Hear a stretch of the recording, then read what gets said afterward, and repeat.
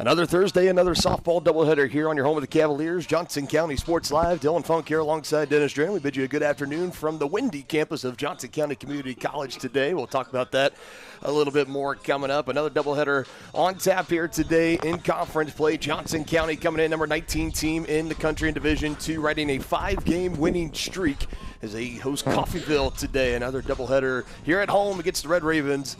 And Denny, like we talked about, Johnson County coming in on a 5-game winning streak. Their last 2 home doubleheaders before this to 2 of the top teams in the conference of KCK last week. You split the doubleheader there, and they host Cali the week before, making that 2 weeks ago. They also split the doubleheader here. Now they've been starting to play teams in the bottom half of the conference with sweeps against Fort Scott and Independence, their last 2. Now they come here against Coffeyville, who is under 500 on the season, looking just at 9 wins total on the season coming into today. And usually the word is you want to sweep the good teams, split with the good ones. So far, it's what Johnson County's been doing, looking to get 2 quick wins here today against the Red Ravens. Yeah, no question about it. That's a recipe for success. You want to beat up on the lower half of the teams in your league, and you want to split with the good ones. But talked about a windy day, partner. We've got 71 degrees at first pitch, and you have a 20-mile-an-hour breeze blowing directly in from center field, gusting, get this, up to 40 miles an hour. Up to 40 miles per hour, yeah. That's a breeze, I guess, is what you can call that. Almost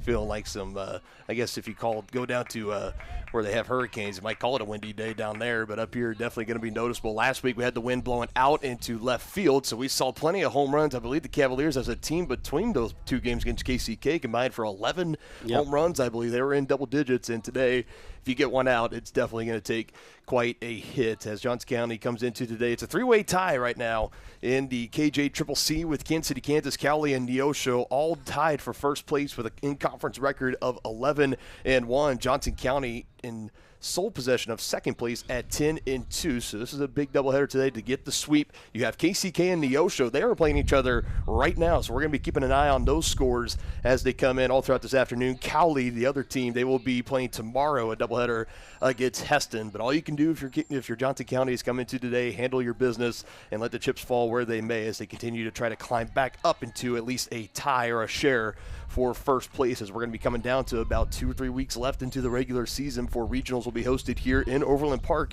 on starting May 6th, running all the way through the 11th. But we'll be back with the first pitch between Johnson County and Coffeyville coming up on Johnson County Sports Live.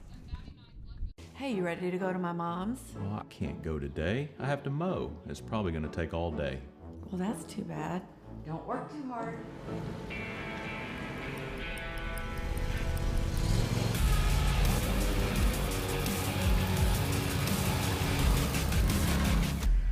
Dixie Chopper. Speed when you need it. See the full lineup at hersinc.net. Call 913-247-3530 or just stop on by. For more than 20 years, Gherkin Rental has been the place to go to get the job done in eastern Kansas and western Missouri. With a huge selection of quality equipment, from roll-offs to trailers, telehandlers to generators, power washers to popcorn makers. Experienced equipment professionals and clean, well-maintained tools to help you get the job done right the first time. Gherkin Rental. Stop by any of their 13 locations across the KC Metro or call 855-GHERKINS. That's 855-437-5367. Our whole vision of becoming the 4-state agency was because we want to be able to grow with our clients, whether they have a lake house in Oklahoma, whether they're starting a business and expanding into Arkansas. We want to make sure that they're taken care of, whether it's home, auto, financial services, or even life insurance. We want to walk through the stages of life with our clients. That's the biggest part. That's what makes us different.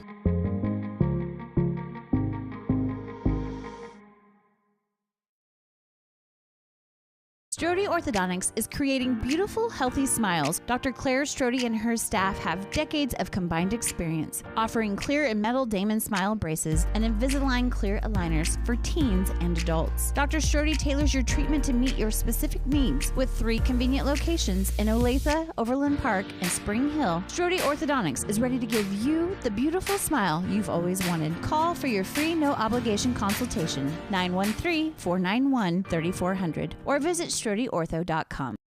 What would happen if I had to pick up the phone, call 911 for one of my family members or one of my neighbors? What would I do if no one was on the other end to respond? What if there was no 911? So you can be a part of the solution. Anybody can be a firefighter. Male, female, younger, older. We have school teachers. We have leaders in business. Is me, you, anyone that wants to be. There is no typical firefighter. Question: what will you find on all over-the-counter or OTC medicine packages to help you choose?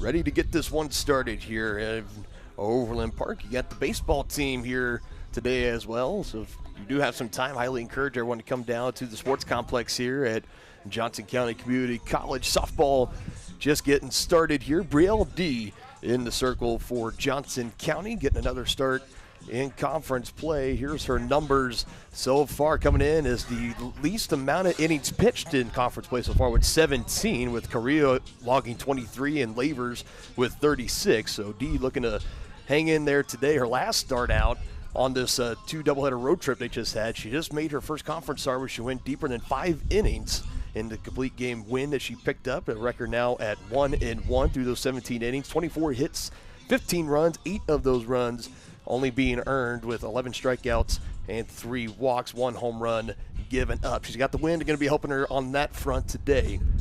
Expect a lot of balls to stay in the yard today. Every pop fly, every fly out, Denny, it's going to be an adventure. Should be an adventure. If you're playing in the outfield today, I would think I'd play in a couple of steps further in than I normally do with that gale blowing in from center field, but we'll see how it plays out. As you can see, our center field camera bouncing and swaying a little bit. If you have German Mean at home, might be a good idea to take one as we get started here. A first pitch strike from Brielle D.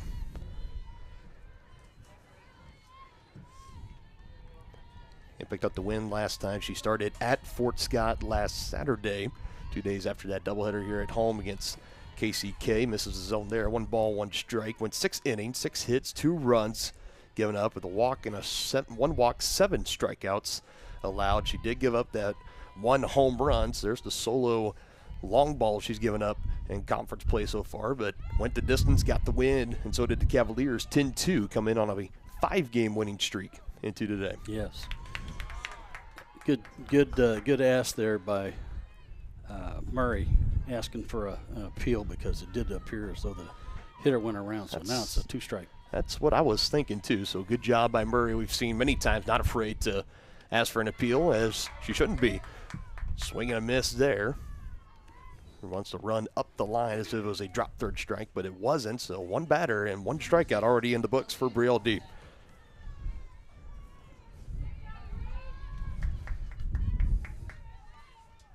Can definitely rack them up in abundance when she wants to. As far as strikeout numbers go, that was her 50th of the season. She is racked up there, so nice little milestone. First one high and away, that's ball 1. This is to Thompson. That was Roberts that just struck out. Roberts, one of the 4 returning players from the Coffeyville team last year, had a little bit of a turnover. New head coach that was hired, Ashton Friend. Her first year at the helm for the Red Ravens. This one found in the net. 1 ball, 1 strike.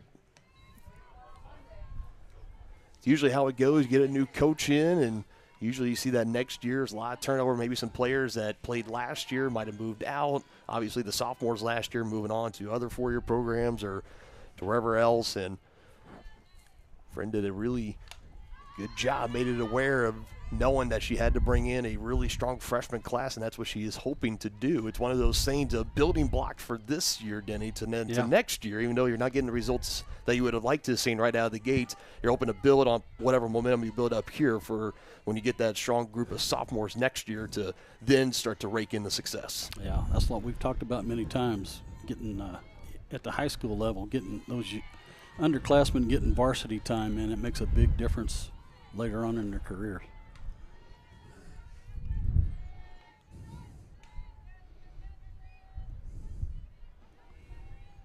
And 12 of the 16 players on the roster is coming in as freshmen. Here's the 2-2. That misses the zone, so our first full count here early.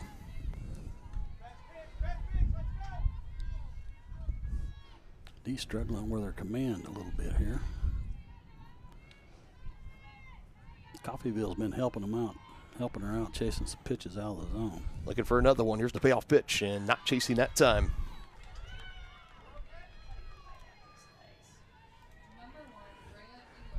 So she gets a strikeout.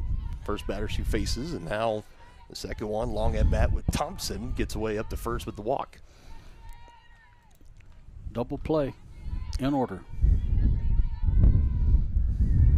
Right fielder Eilert now steps in. And Brielle starts her with a strike right down the heart of the plate. Strike one's so important. And that is for Brielle D when she is at her best, when she's at her most efficient. It's when she's getting out in front of hitters 0-1, 0-2, 1-2 counts. That's where she thrives the best. Solid, and that just by the mitt, but goes foul. Neitzel was close to just snagging it. Might have had a chance to throw over to first, a potential double play, but it just misses the chalk and goes foul. Need one hit like that on the ground to a middle infielder.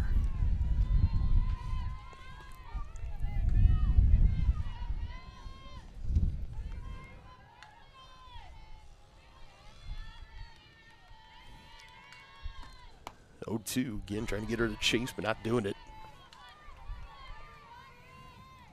Yeah, 0-2, you want them to hit your pitch. 376 average, 19 RBIs this season for Eilert. Here it is. 4, 6, 3. There's 3. A pitcher's best friend, the 4-6-3 double play, and despite the one-out walk, it does not come around to harm the Cavaliers. We'll see Johnson County up to the plate for the first time this afternoon when we return.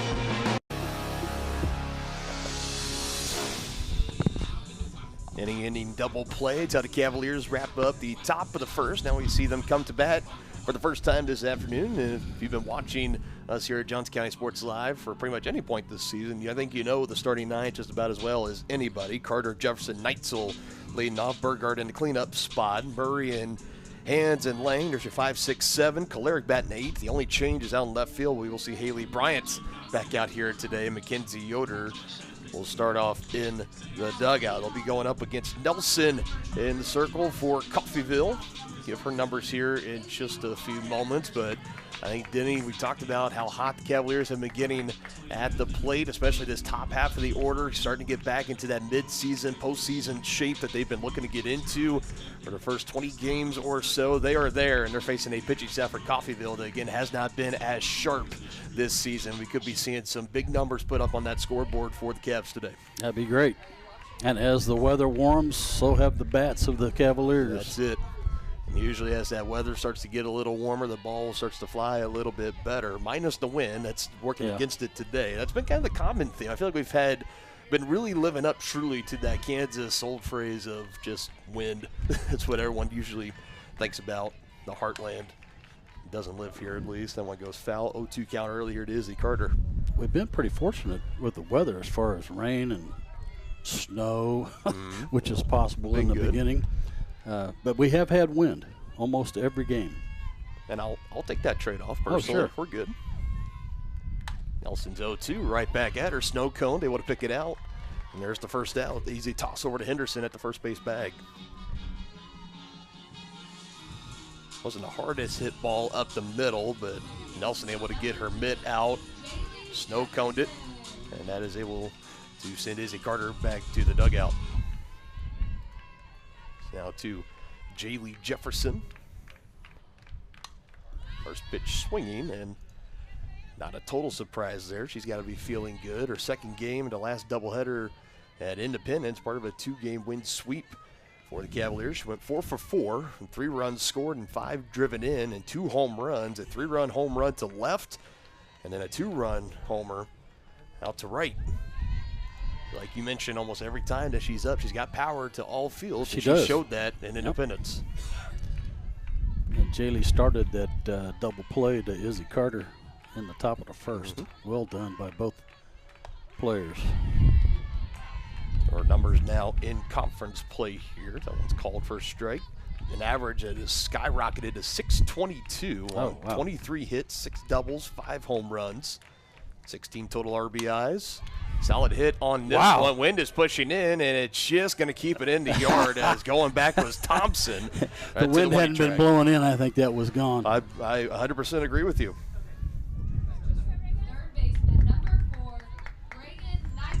So even with that strong wind, and you hear it from our crowd mic out in the stands, you can hear the wind howling and swirling. Yeah. It's going to be common. It's not going to go anywhere anytime soon, folks. But Jaylee put a decent ride and a decent drive into that one, and she still almost left the yard. Chased her to the warning track. Did. Well struck ball by Jaylee. First pitch ball here. Reagan Neitzel in conference play, 424 average, 14 hits. 3 doubles, 1 triple, 5 home runs, 15 RBIs. Just behind Jaylee in that chase for the leading RBI total. Jaylee's got her beat by 1, almost had 2. That solo shot would have gone over the wall in center field. Instead, which is a long fly. So 2 gone here, and Neitzel will bloop that one into left, and that's a 2-out knock. She turns around the first base bag, took a look at it, but she will hang tight with that 2-out single. We've seen these Lady Cavs put up a bunch of runs with 2 outs. No strangers to the old 2-out rally at all, like you're just alluding to. Dangerous hitter at the plate, too. The reigning NJCAA Freshman of the Year, Conference MVP, and Conference Freshman of the Year last year. Yeah, I mean, we can go through her entire list of accolades here and last year, and I still don't think we'd have enough time in one broadcast. Aspen's just a great all-around player. And doing a good job over there at first base since she's moved over from the hot corner. Yeah, filling in over at the first base bag for Kate Ediger. Now Washburn Ichabod. Aspen just carrying on. 1-1 from Nelson, fouls into the net. She started the season, you could tell that opposing pitchers were treating her as a big threat, and they were smart to do so. She kind of was trying to do a little bit too much at the plate, I think. Had a little bit of a slump for a good 2 weeks or so where as soon as she stepped into a box, it was an 0-2 count. It gets a swing and miss there. That's a strikeout, and that's the end of the inning. So we'll see what Aspen could do later on. But again, in the first, both teams get a runner aboard, not able to bring them around. Still looking for our first run as we head to the second.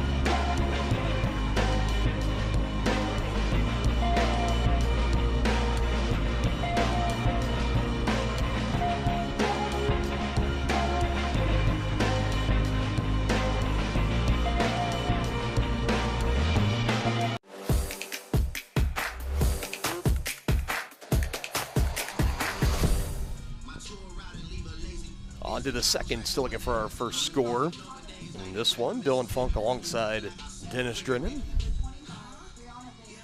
Got Banks, Henderson, and Seiss. 4, 5, and 6 due up here for Coffeyville. Both teams were able to get a runner over to first base, but not able to bring him around. It was a swing and miss strikeout for Aspen Burgart for the Cavaliers, and for Coffeyville, it was a inning tailor-made 4-6-3 double play. As D again starts out in front, 0-1. First pitch strikes, really important. A few years ago, the Royals spent a whole off season with their pitchers trying to increase first pitch strikes. That's how important it is. Any advantage where you can get ahead of a hitter and make their life more difficult, that's exactly what you're aiming to do. Part of what made the Cavaliers, they were always a consistent top 10 team, sometimes top 5 in Division II a season ago with the staff of Maggie McNally, Mariah Umverzak. You still had Jalen Lavers as a freshman. We'll talk about more of this phenomenal sophomore campaign she's been off to this year. A little bit later on, expect her to start in Game 2. Yeah, partner, you and I were fortunate enough to call Maggie McNally's no-hitter last year. Yep, had a no-hitter. It was against Indian Hills Community College. Remember that well. Was a KJCCC first team All-American last year, along with Aspen Burgart and Jaylee Jefferson for the Cavaliers the season ago. I think I might have been more excited than Maggie. Another strikeout there. Yeah, it was definitely, I think you and I, we were walking out of the press box that game, and we went down and talked to her, and I don't know if she was necessarily fully aware of what exactly was happening. I think she might have been more upset because there was one that was either a walk or it was an error in the outfield. What the difference between the perfect game and the no-hit game she ended up getting. She almost had a perfect game. And being the ultimate competitor she is, as Carter will take this over to first in time, 2 up, 2 down for Coffeyville. But as being the ultimate competitor that Maggie McNally was, I think she was a little hung up on the fact that I should be celebrating a perfect game right now, but won't complain about a no-hitter either. That was pretty impressive. No question. Johnson County hasn't had a no-hitter since that point. Granted, it's been a little over a year's worth or calendar year, I guess, but Brielle D, Jalen Lavers, they both have come close. They've had some one-hit shutout wins or one-hit wins as that's pulled foul. Down to the corner up the third base line. She barreled that up.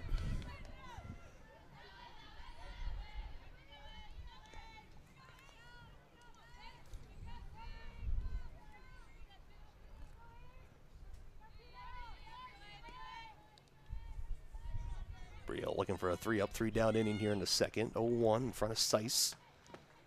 Next pitch downstairs. 1 ball, 1 strike. And there's really one knock for Brielle D this season. We've talked about those numbers of total innings pitched coming in the fewest amount in conference play on this 3-rotation pitching staff for the Cavaliers, as that's up the middle and right at Lang. We'll close that thought a little bit later on in another top half inning. Solid fly from Seiss, but Janelle Lang just shading over to her right. Able to bring it in, 3 up, 3 down, and go the Red Ravens in the second.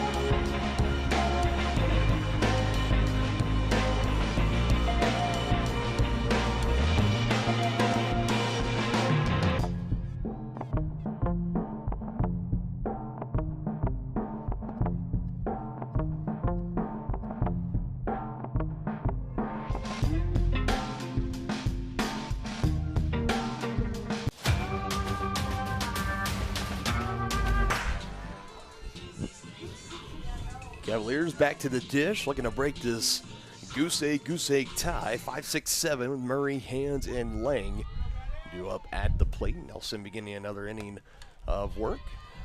First pitch out of the zone, 1-0.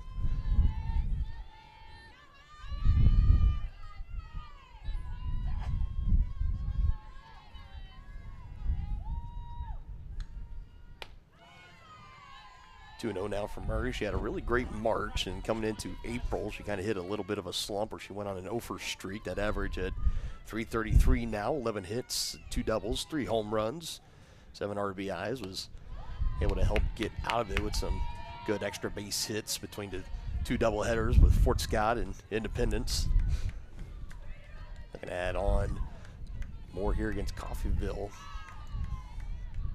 Have a 4-pitch walk here potentially. And we do. About the last thing for any pitcher you want to do to come out to start an inning is have a 4-pitch walk to the leadoff hitter.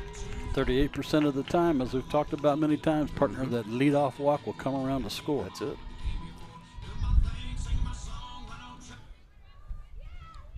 And in the case for Coffeyville, it's been no secret of some of the struggles and how great Johnson County has been at the dish. You know, one of the top 3 teams hitting-wise as far as in the conference so far. Don't want to help them by any means with those 4-pitch walks or anything. Now 6 straight. Well, 5 of our last 6 have been outside.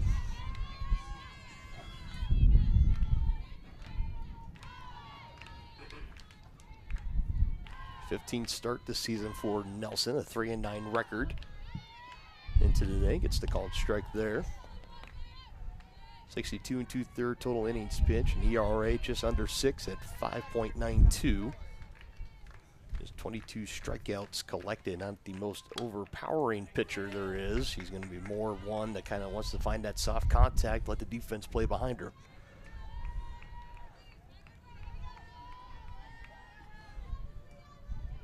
That works well if you have a good defense.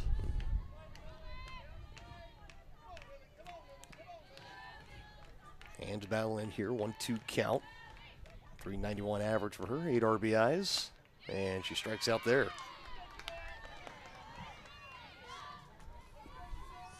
So a couple strikeouts now for Nelson, keeping right on pace with Brielle Dean. I almost said Maggie McNally. With Brielle D, with 1 walk and 2 strikeouts for both pitchers so far. 1 gone. Janelle Lang will give it a try now.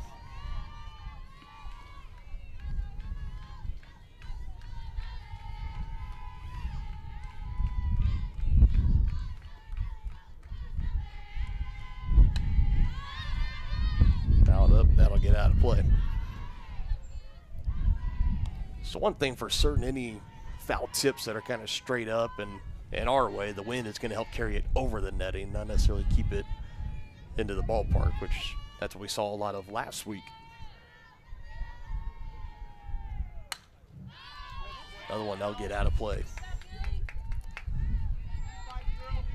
I believe we had one last week. It was a pop-up, and I think on any traditional day without wind, it was easily going to get over our press box and up and out of the stand, but we actually saw it kind of was spinning and the wind was pushing it back, and the ball just kind of stopped in the air like it was floating and fell straight back into play. It was a pop out to the catcher, I believe. Yep. That was when the wind was blowing the other way. Yeah, when it was blowing out. We saw about a dozen home runs put up in that doubleheader with the Blue Devils.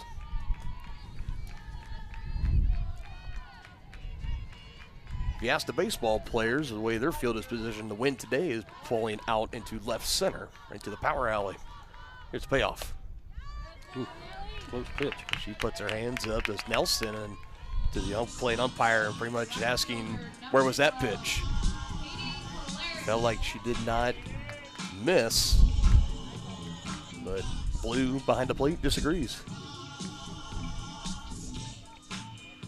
Katie taking a long look down at coach at third base, see if there's anything on here. 2 aboard, 1 gone here in the second. First time a runner's been in scoring position today. With Murray there at second, Lang both reaching via the walk.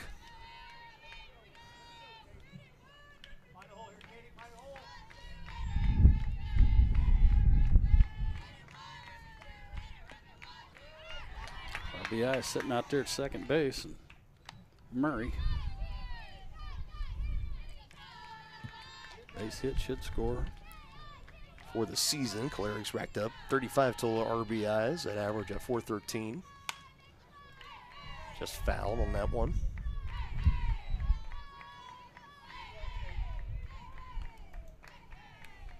Just another hitter. It was her and Murray that really the first 15, 20 games this year that came out and were red hot.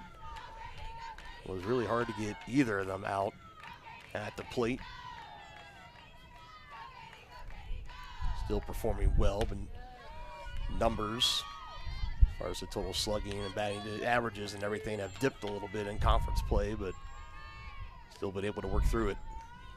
About as solid sound as an 8-hole hitter as you're going to find in the conference in Katie Choleric. Here's a 2-2. Another one pulled. It was a shot into her teammate's dugout. Well, that'll keep everyone on their toes. Yeah. Who needs coffee? Who needs an accelerator? Another 2-2. Cleric staying alive. Good take.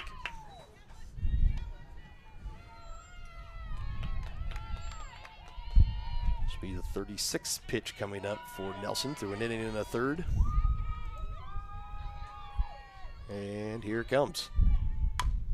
Chopper up the middle. Had to wait on it. Will take the out at first. Wise play by Seiss over there at short. That ball was hit just a little bit harder. She might have been able to step on the bag at second, go for the inning double play, but just wasn't hit hard enough. So runners at the corners now or is that second and third still for the Cavaliers. High hit scores too.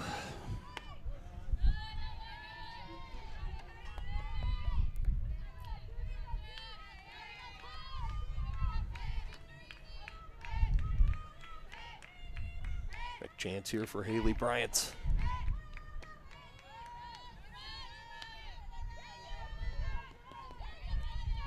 Like her first RBI since coming back after missing about a month's worth of action earlier in the year. This past doubleheader against Independence.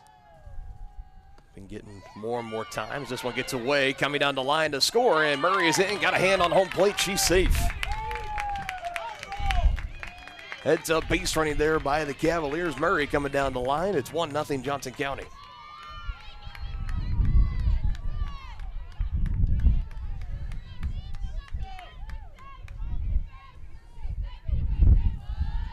Just got away enough from the catcher to allow Murray to come down and score. Now Lang moves up to third, and Bryant still battling in the box. 2 balls, 2 strikes.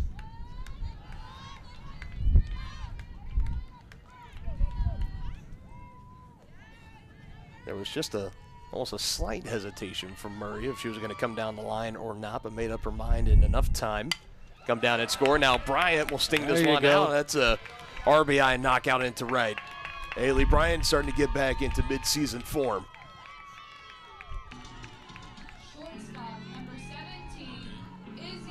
And the Cavaliers have officially erased that 0 early on the scoreboard. It's 2-0. Back to the top of the order.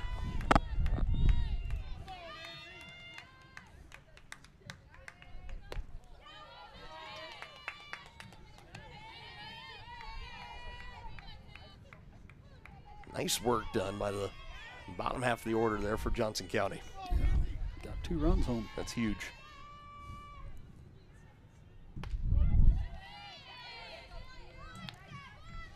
And you know, for Bryant, that had to feel extra good. Yeah, no question. That 2-out, 1-run. Solid single. Right, yep. Back-to-back games with an RBI hit for her.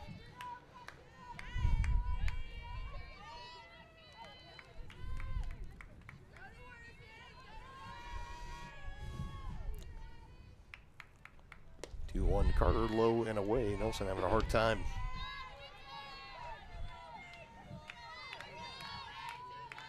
Saw the first Cavalier run coming in to score. Pass ball from Beaver. Couldn't keep it in front of her. And then the 2-out 1-run single from Haley Bryant. Here she goes on a 3-ball count.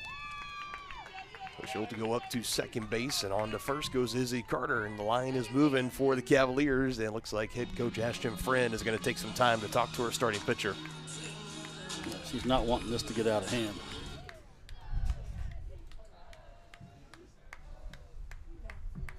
You know, we've talked many times for Johnson County, no strangers to 2-out rallies whatsoever. Nope. And I think Coach Friend trying to be a friend right now in the circle, talking with her starting pitcher and the catcher as well. So that's Nelson and Beaver she's talking to. It looks to me like she's talking about something mechanical to Nelson out there. The pitch count, I mean, it is starting to get up there. So this is going to be pitch number 47. She's at 46. 47 is going to be coming next to Jaylee Jefferson. Not even through 2 innings yet. You're working through the bottom half of the order. You wanted to have as minimal damage as possible there. You've got a 2-run score, and now Carter's on with the walk. Bryant up to second on her RBI single. And you're getting into close to that meat of the order again for Johnson County with Jefferson, Neitzel on deck. Burgart starting to grab a bat in the dugout. She awaits. He's really giving that outside corner. I'm not too sure Jaylee liked those calls, but what she needs to do now is just hit the ball that way if it's pitched out there again. So what she does.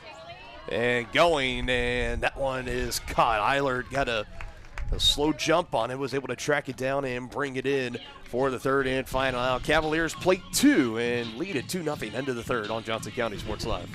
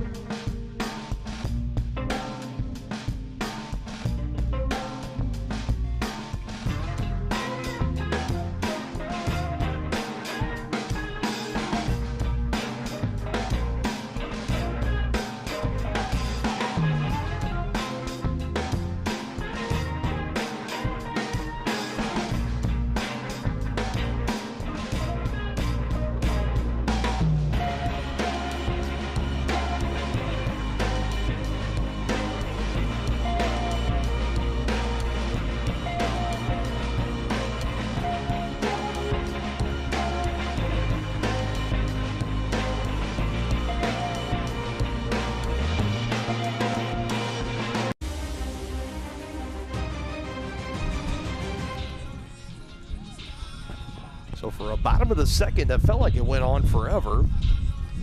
By far our longest half inning early in this doubleheader. It was 2 runs on just 1 hit for Johnson County. Some walks in there as well from Nilsson. 1 run scoring on a pass ball / wild pitch, whatever you prefer to call it. Looked to me like it was a pass ball. And then a 1-run, 2-out single from Haley Bryant to plate the second run for Johnson County. Jaylee Jefferson had a slap shot into right field that almost got down, but able to track it down was the right fielder for the Red Ravens. So just keeps it a 2-0 ball game heading in here to the third. And then first pitch foul tip. This is Winter Beaver, the catcher, leading off. 7, 8, 9.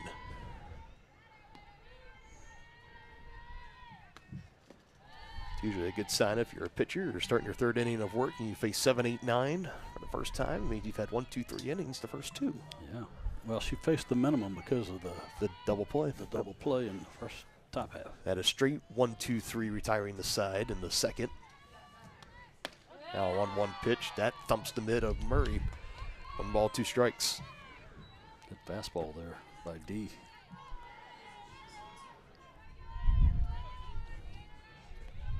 Two strikeouts to 1 walk. We'll take that ratio every day of the week. And gets her 3rd strikeout there. Bit of an excuse me swing there from Beaver. Tried to check it, but not able to hold up in time.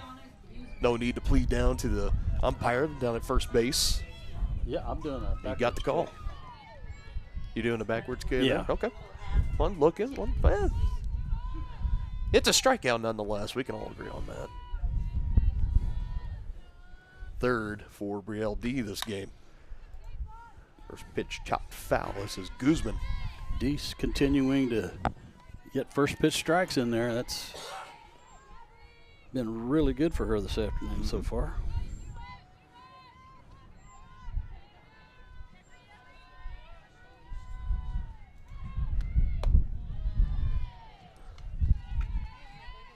Can't get her to chase on that one. You imagine for Dee, she has to be smelling some blood in the water as far as her getting a bounce back start, going to distance with the wind. Another one fouled away, and coming in facing this Coffeyville team today, it's as a team just the batting at 286 and on base at 343, slugging at 394. Numbers are not ideal as you're starting your 13th game in conference play. I mean, that's just their numbers for the season. That's not taken into consideration solely in conference play.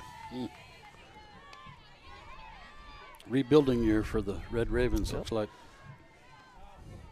All behind, first year head coach getting all that in. They had the bulk of their team last year were sophomores that have moved on, 4 returning from last year. Brought in 12 new freshmen on the ground. Neitzel able to dig it up. 2 up, 2 down here to start the third.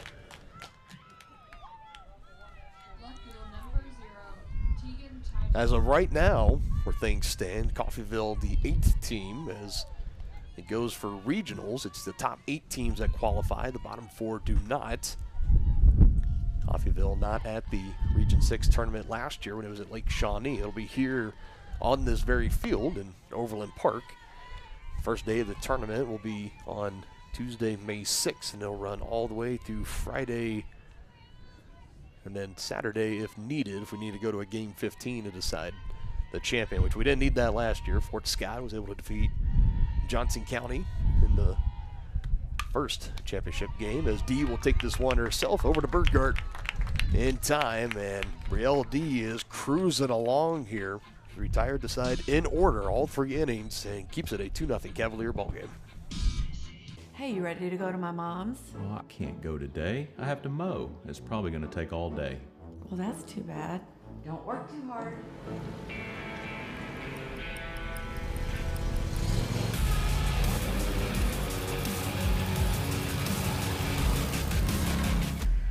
Dixie Chopper. Speed when you need it.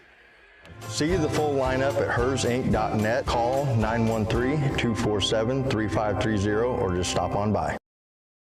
For more than 20 years, Gherkin Rental has been the place to go to get the job done in eastern Kansas and western Missouri. With a huge selection of quality equipment, from roll-offs to trailers, telehandlers to generators, power washers to popcorn makers. Experienced equipment professionals and clean, well-maintained tools to help you get the job done right the first time. Gherkin Rental. Stop by any of their 13 locations across the KC Metro or call 855-GHERKINS. That's 855-437-5367.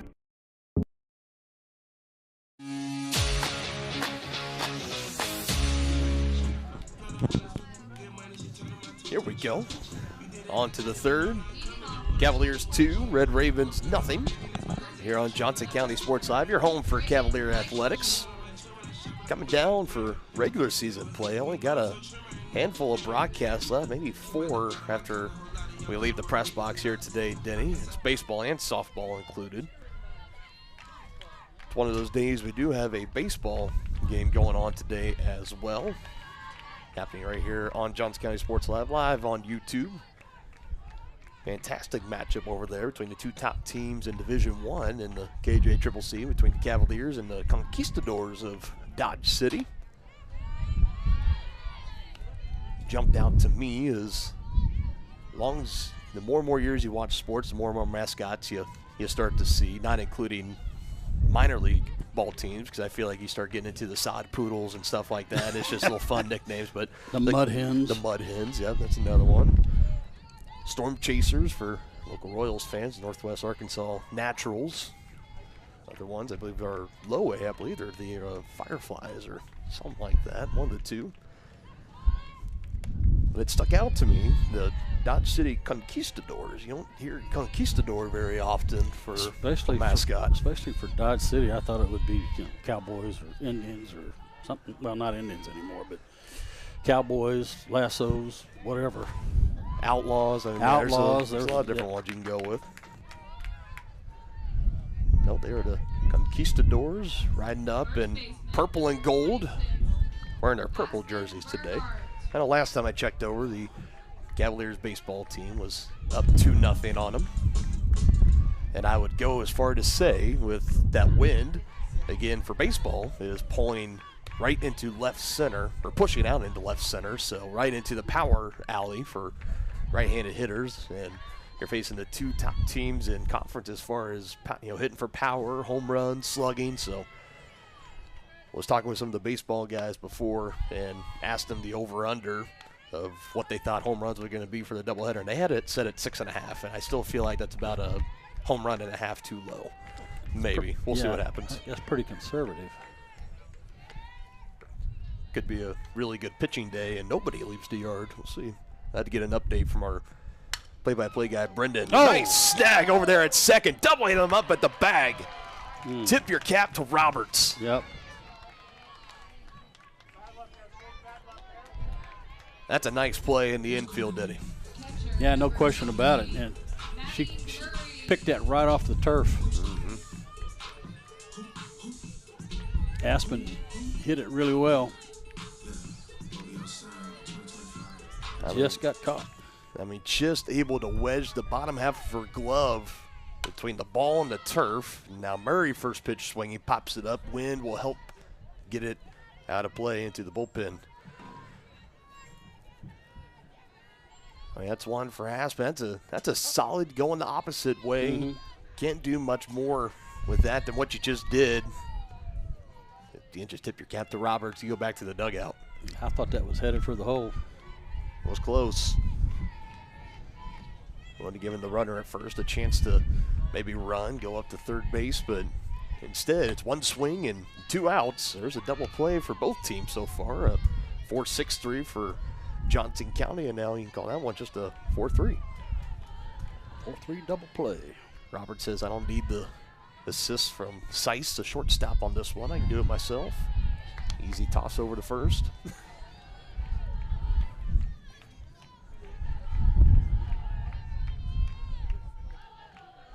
Murray reached for the walk, her last at bat. 2-1 count. Up the middle, and Seiss diving for it, but can't keep it in the infield. So another 2-out knock here for Johnson County in the form of Maddie Murray, a single back up the middle.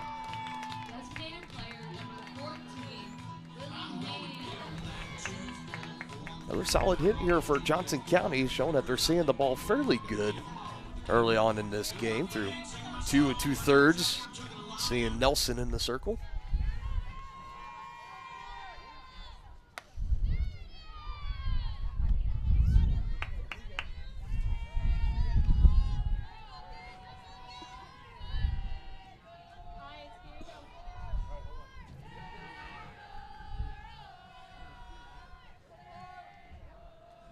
One hands again up the middle. Another solid hit. Murray will hold up at second. That's back-to-back solid singles right back up the middle.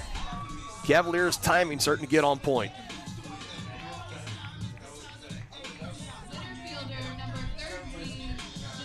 He was that one. I think hands might have just gotten it with the end of the bat potentially, but still enough to scald it out in the center. Now Janelle Lang will step in looking for 3 straight hits, or to make it 3 straight hits for the Cavaliers this half inning. Lang walked and scored on Bryant's hit in the second. Off the plate, 1 ball, 1 strike. That was the 65th pitch for Nelson.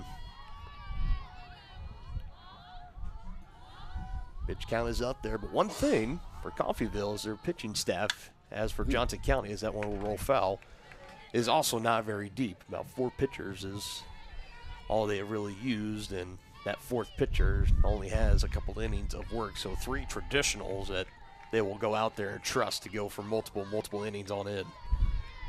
Haven't been able to say that a whole lot this year for Johnson County, as far as facing an opposition with a pitching staff that's just about the same with them at 3, which is very shallow, but when you can go out and get some good performances from those 3, it all works out.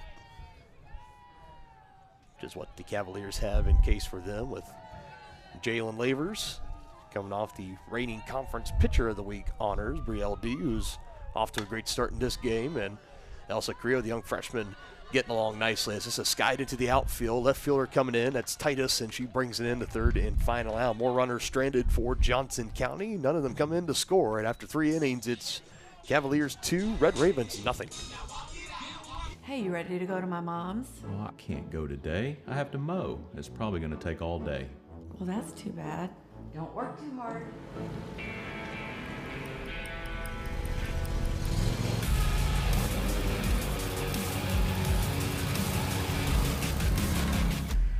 Dixie Chopper. Speed when you need it.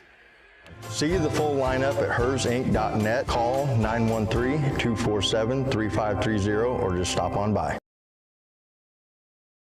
For more tin 20 years, Gherkin Rental has been the place to go to get the job done in eastern Kansas and western Missouri. With a huge selection of quality equipment, from roll-offs to trailers, telehandlers to generators, power washers to popcorn makers. Experienced equipment professionals and clean, well-maintained tools to help you get the job done right the first time. Gherkin Rental. Stop by any of their 13 locations across the KC Metro or call 855-GHERKINS. That's 855-437-5367. Our whole vision of becoming the 4-state agency was because we want to be able to grow with our clients, whether they have a lake house in Oklahoma, whether they're starting a business and expanding into Arkansas. We want to make sure that they're taken care of, whether it's home, auto, financial services, or even life insurance. We want to walk through the stages of life with our clients. That's the biggest part. That's what makes us different.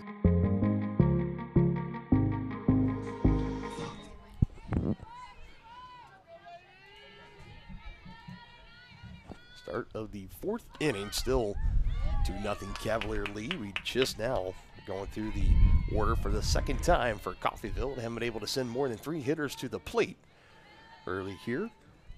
That is efficient as you can be. You can't really be more efficient to this point if you're Brielle D. Robert struck out swinging her last time up.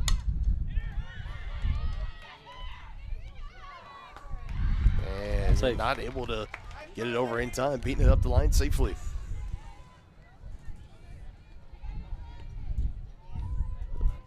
Number 16, Aaliyah Thompson. Well, that can put to bed any thoughts of anything really special happening as far as a no-no or anything along those lines go. Maybe some relief for Brielle as this one down into right. Kalarick is there on the deep fly.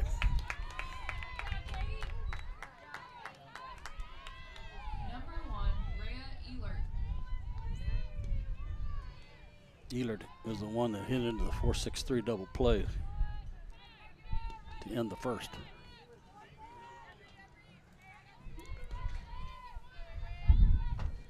Which could happen again here. We'll Keep take it on pace with those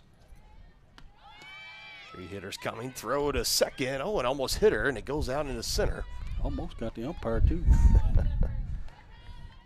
The stolen base. Not a cluster of people that it could have hit there and missed everyone. And out in the center it goes. Janelle Lang was there, so just hold her to a stolen base of second. Well, it takes the traditional double play out of order. Key word there is traditional. Man, too bad we could have seen a 6-4-3. And Burgard will got go her back to third. Like we said, the key word was traditional. That's right. For now, it's a double play. Coach Friend is not liking the call. Maybe she wants to talk with the home plate umpire. She will not. She'll just go back to the dugout. So another inning double play for Johnson County. 6-3-5. There you go. Not a traditional one, but we'll take it nonetheless. And for Brielle D, she now has 4 scoreless frames.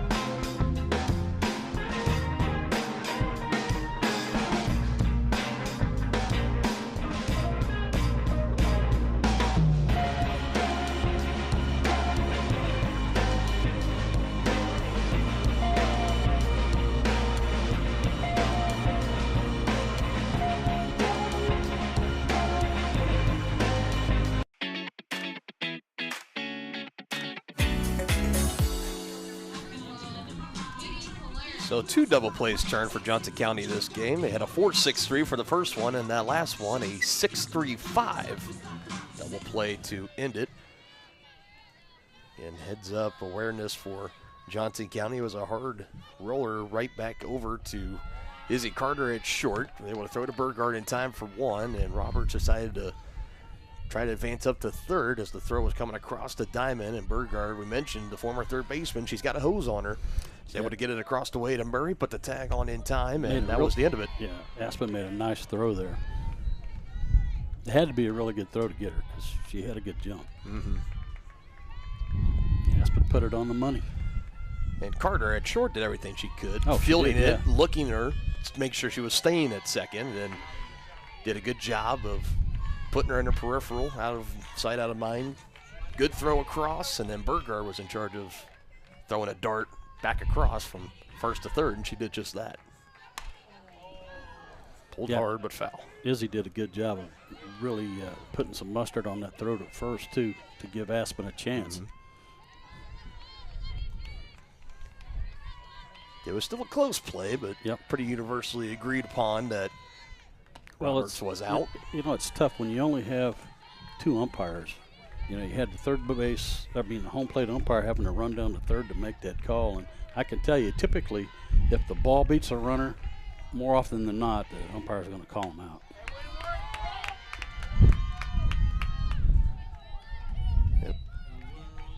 Just got to make work with what you have, and you got the 2 umpiring crew. I still find it's crazy when you got the umpire that's in the hole on the left side of the field and having to make a play of a bang play over at the first base bag. That's always difficult to make, but like the home plate umpire did a good job, had an eye on that play there at third and made the call. Head coach for Coffeyville was not so pleased with the call initially, but didn't make any other remarks on their way back to the dugout. Brian had that big RBI single her last time up, and looks like she's bunting. Back-to-back Probably foul. not now. Would imagine not on a 2-strike count. Atlanta, if you're just feeling uber confident that you can get one down, but we haven't really seen that ever. I can actually maybe think of one time. I think we might have, at the high school level, we might have seen that once. I think that was more just an awareness of. I saw one in the major leagues that I can recall. Lazy fly, Wynn making it anything but caught at the chalk by the shortstop, Seiss. Ichiro Suzuki. Ichiro put down a bunt with two he strikes. did. Well, if there's anyone's going to be doing it, it's the first ballot, then future Hall of Famer, now Hall of Famer is Ichiro Suzuki. I would trust Ichiro. He'd be one of the few, I think. It's a good one. Okay. Long time Seattle Mariner, and also had a stint, I believe, with the Miami Marlins. Did he ever play for the Yankees? Suzuki? I don't believe so. I don't believe so. One of the best players to ever come out of Japan. Now we have Shohei Ohtani. That's a one-out knockout there towards the left. Again, able to cut it off the left fielder. 2 aboard again here for the Cavaliers.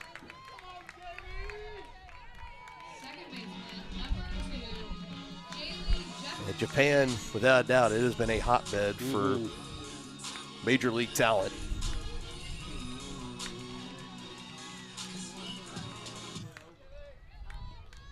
Come on, Janie, find a hole.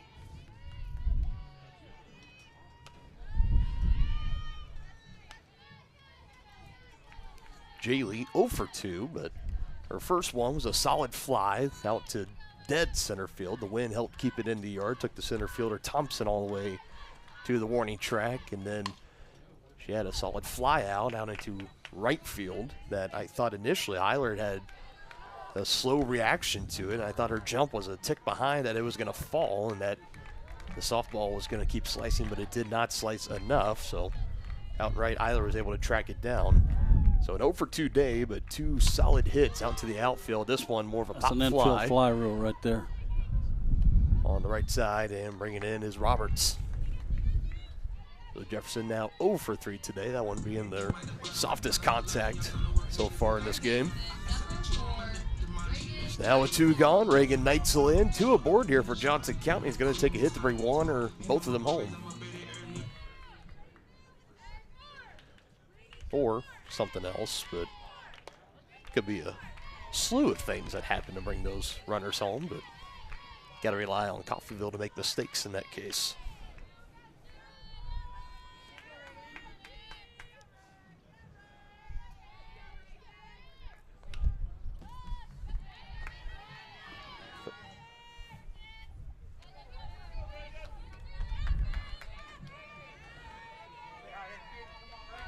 Reagan doing a nice job defensively at third for the Lady Cavs.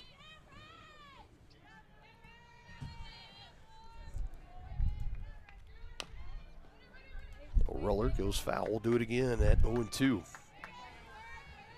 Cavaliers so far today have left 5 base runners stranded. Still lead 2-0, but that could be frustrating looking up and knowing with how many base runners they left on that missed opportunities. It could be a lot more. Another 0-2 just off the plate.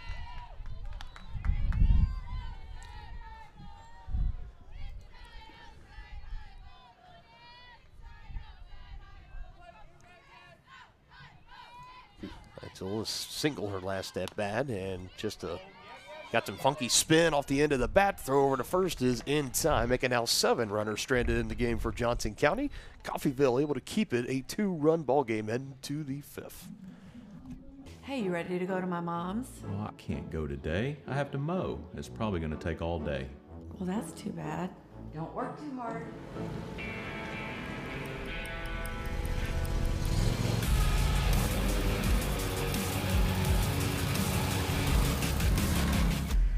Dixie Chopper. Speed when you need it.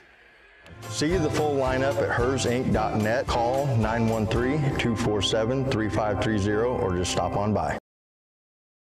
For more than 20 years, Gherkin Rental has been the place to go to get the job done in eastern Kansas and western Missouri. With a huge selection of quality equipment, from roll-offs to trailers, telehandlers to generators, power washers to popcorn makers. Experienced equipment professionals and clean, well-maintained tools to help you get the job done right the first time. Gherkin Rental. Stop by any of their 13 locations across the KC Metro or call 855-GHERKINS. That's 855-437-5367.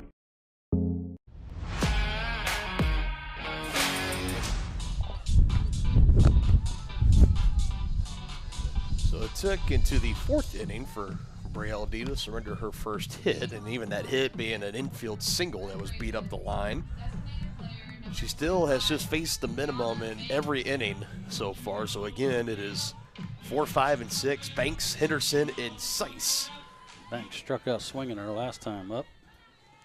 Top of the 2nd.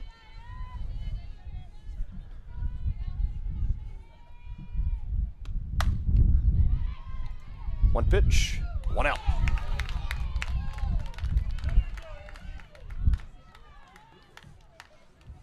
Number 26, Kaylee Henderson. That ball jumped up on Izzy there. You could hear the ball smack her bare hand. She did a nice job recovering and getting the throw over. Kind of hit the heel in her bare hand. Doesn't always feel the best, especially when it kicks up into your heel. Shot a solid ground ball like that. The ball was scalded pretty good. Heel of the glove is what will cause. If it hits the heel of the glove more often than not, it's going to be an error. You got to get it in the pocket. That pocket, the webbing. Heel has no give.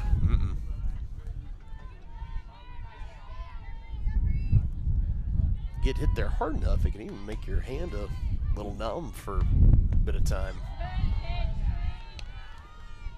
Not the best feeling in the world. Another appeal from Murray asking if she did go around. Umpire at first says she did not, so 2 balls, 1 strike. It's just pitch number 45 coming up from Brielle D. Very efficient. Off the plate for ball 3. I always see it every now and then because we know the kind of tradition with ball players is you get a glove you like and you hold on to that thing until it literally falls apart. I mean, my glove that I have was back from when I was in middle school, and I still have it because I don't want to break in another one for whatever reason. Of course, I'm not playing baseball or anything, but play catch with little sisters or for kids down the road, whatever. But it always cracks me up sometimes in the majors or even at college where you see some guys that it's so worn out, you get a ground ball sometimes to those infielders, and the ball will actually go through the webbing and break through it because it's so worn down. You got to have them restrung, and I used to restring mine because the laces will wear out way before the glove does. Amos Otis, of course, you don't remember this because he was a Royal center fielder, and before I was born. Before you were born. His of course, I wouldn't remember the pocket of his glove was so worn that it was a hole clear to his hand, and he'd stuff newspaper in there. But he didn't want to change gloves. When you get one you like, yeah, you don't want to change it. I 100% get it. Yeah, Amos wasn't one to give up on a mitt just because they had a little age to it. Long at bat brewing here. Another foul tip, another 3-2 pitch coming from D. And that's going to get through. Yeah, that's a well-struck ball there. And that's a kind of at bat there that can really kind of get something going for a hitter, let alone a team. That was a very good at bat for Henderson. It went about 7-8 pitches. And it ends with a 1-out single through the gap in left side of the infield. Tying run at the plate now for Coffeyville. This is still a game for the Red Ravens, very well within reach, thanks to those 7 runners left stranded for Johnson County.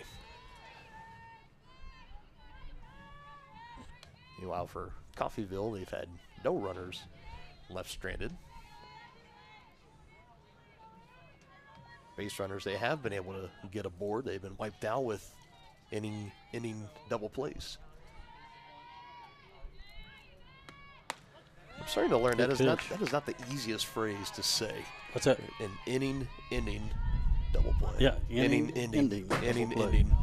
Just wanted to try to say it 5 times. Yeah, it was one of those tongue twisters. One of those tongue twisters, exactly.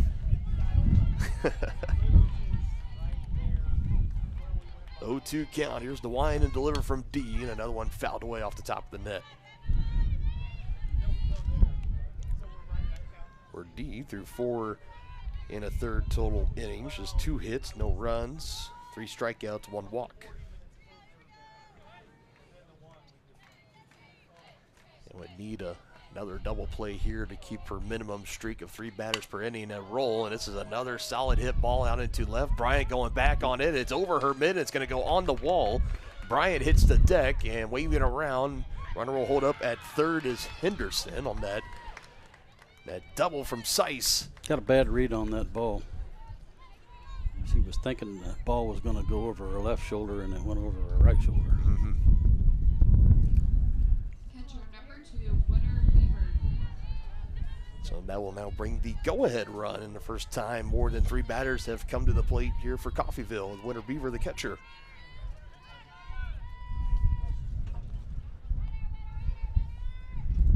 Chance to do something.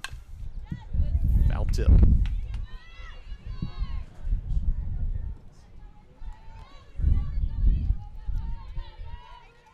For Winner Beaver, season average at 264.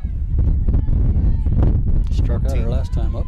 14 hits, only 5 RBIs. You can add 2 with a solid hit here. The sun trying to poke out from the overcast clouds here. Good pitch by Brielle. Maddie Murray liked it too.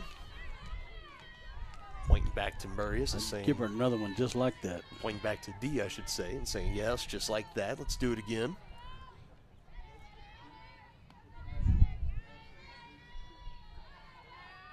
And the 0-2. Runner stay. Good nice look job for Izzy. Low throw, dug up by Burgart. Yes. Good job.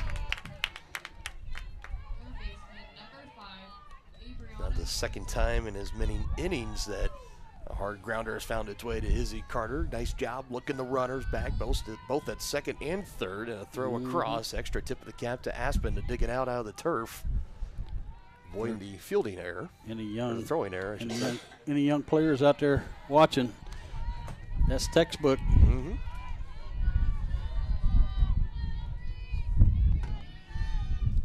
She was aware of the game situation, knew they had less than 2 outs. She had to look that runner back and get the out.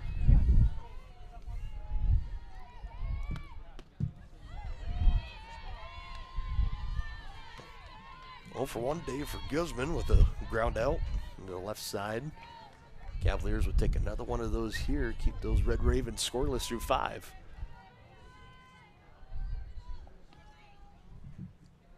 Two-0 pitch. Nice pitch.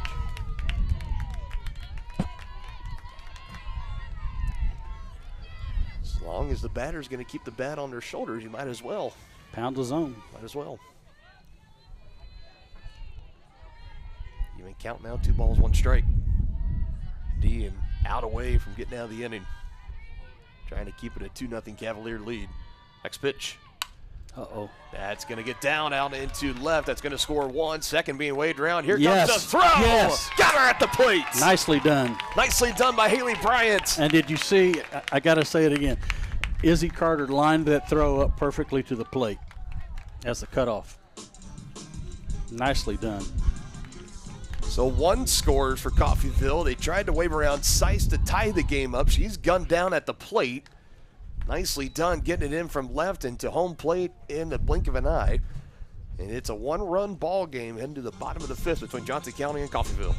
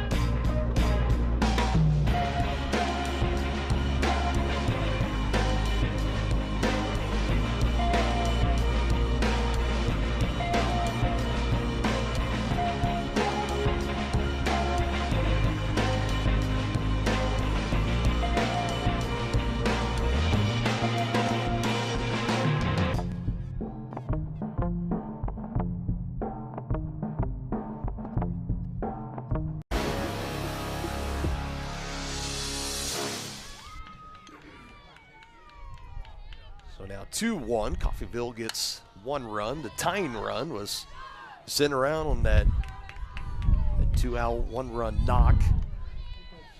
Brought Henderson in to score, and it was a beauty of a throw right on the dot from Haley Bryan in left field to cut the tying run down at home plate. Yeah, that was. Keep it a 1-run game. Textbook. No doubt about it. Just like you draw it up. Which I know you, the longtime infielder, ball player yourself, you're sitting next to longtime coach of the game as well. You guys were just eagerly chatting about it in between that half inning of how much that was just textbook. Nicely done. For Haley Bryan, it warms the cockles of our heart. Yeah, there you go. And for Haley Bryan, who wasn't necessarily a fielding error, she had a bad read on a fly ball and ended up being a double early in that inning to make up for it on that throw to home. You know, it's got to feel good for her as well, as Bergert flies out to right for the first out here in the bottom of the 5th. Who's calling it? Who's calling it? Catcher number 15. Yeah, you got to remember for Haley Bryan, the traditional center fielder. That's what we always saw her last year, too, is in center field. And then started the year this year in center. Went out with that injury she had. It's been Janelle Lang now out in center. Haley Bryan out in left. I can't really speak. So I'm not, when I played ball, not as big of a player. But the difference between playing left and playing center, I imagine there's got to. Oh yeah. I know there's a difference, but I just don't know. There definitely is how hard it can be. Yes, the ball comes off the bat different. You got to pick the ball up and it drops foul. Yeah, it's much more difficult. I would say center field is the most difficult position in the outfield to play because they're kind of the quarterback out there. But those corner outfield positions can be tricky. And for the work that Bryan has been able to do after missing a month, just coming back, having to get back into that with the live at-bats and seeing the ball better and all of that, but then also back to fielding, but then fielding not in her traditional position as she's been playing here at the collegiate level for the better season and a quarter. Man, that was a cookie. She just missed it. Just got underneath it. Roberts takes care of it. So a fly out and a pop out here for the first 2 outs in the bottom of the 5th inning. And this is a game, I'm sure, because we're scoreboard watching a little bit. By we, I mean me, over at KCK and Neosho. Two of the 3 teams in a 3-way tie for first, along with Cowley. Johnson County a game behind in second place. So we're keeping an eye on that Panther Blue Devil game. Short hop to 3 up, 3 down inning. And I imagine anyone that's scoreboard watching this game might be a little bit surprised as we head to the 6th inning. It's a 1-run game. Cavaliers with the lead, 2-1 over Coffeyville.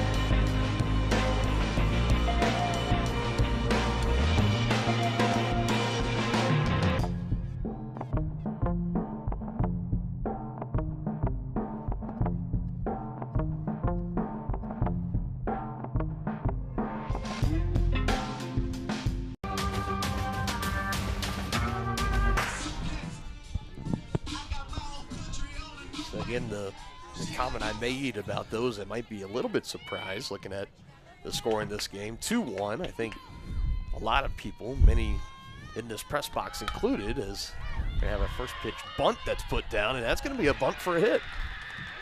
So Burgard came down to grab it. Nobody over at first base to cover, and even if there was, I still think Titus had a good shot at beating it up the line. And how about that little small ball to start off this 6th inning? Yep. Well, when you're having trouble hitting a pitcher, that's a good way to start off.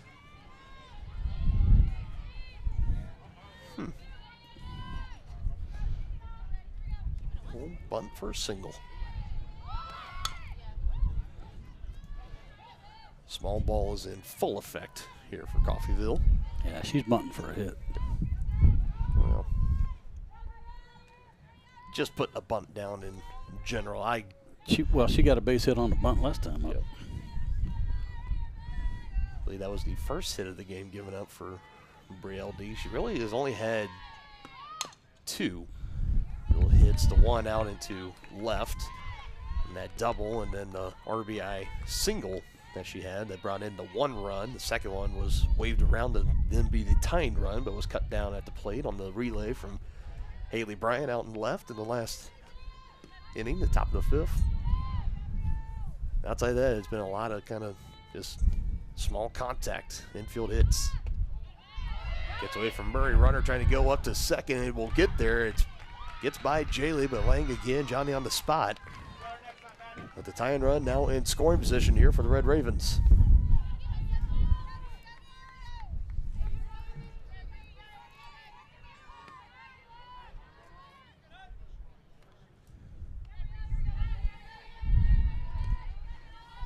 And a 1-2 count to Roberts.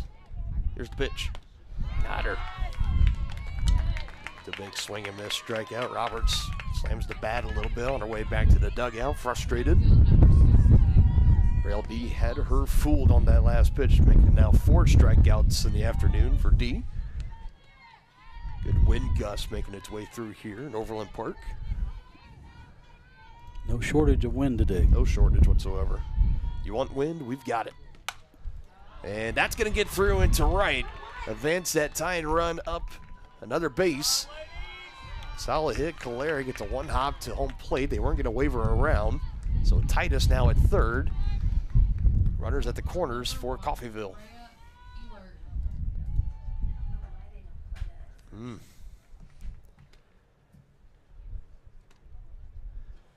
can feel it, all the momentum on that side of Coffeyville, and that's going to be the end of the day for Braille D. So if she gets through 5 1/3, it'll be Elsa Carrillo, the one to come on and going to be tasked with finishing this thing. She will inherit 2 runners aboard that'll be tasked to D, including that tying run at 3rd and the go-ahead run at 1st as we step aside for the pitching change. Hey, you ready to go to my mom's? Oh, I can't go today. I have to mow. It's probably going to take all day. Well, that's too bad. Don't work too hard.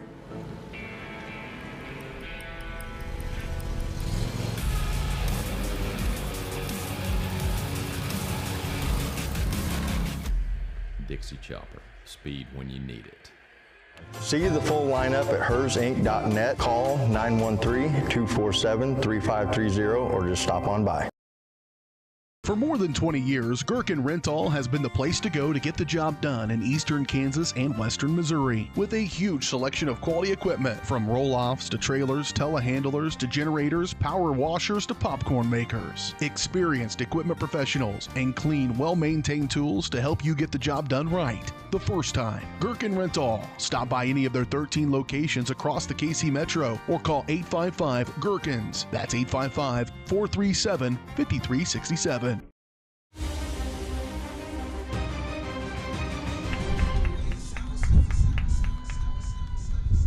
7th time that Elsa Carrillo has come on in relief this season for the Cavaliers. 62 2/3 totals innings of work. Highlight into that 6-3-5 double player last time up. Playing small ball still. And both runners aboard will be tagged to D if one or both come in to score. Now runners at 2nd and 3rd. D exits you 5 1/3, just 66 pitches thrown on the day, 6 hits, 1 run, 1 walk, 4 strikeouts. Now turns over to Elsa Carrillo, freshman for the Cavaliers, the lone freshman pitcher for head coach Aubrey Bratton Vulcans and the squad this year. 1 ball, 1 strike to Eilert.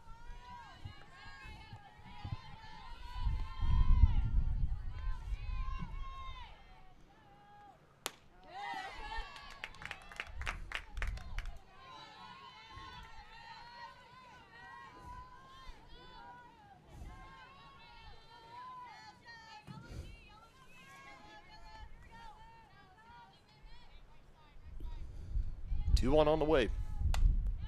Jammed. And Jefferson. Oh, she bobbled and dropped it. Well, that hurts. Well, don't see errors from Jaylee Jefferson. Rarely. She started the year, had a rough start, collecting some errors over at short. She was benched for a game early in the year, and she came back, and they made the change in the infield of just swapping positions between her and Izzy Carter. And they both have been very clean since then, but now... Yeah, we got a pinch hitter here, partner.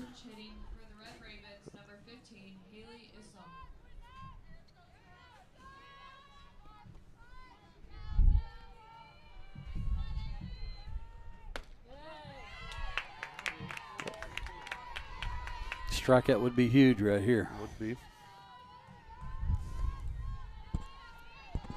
He's been brought on as the pinch hitter. Bases are loaded. Tying and go-ahead run in scoring position.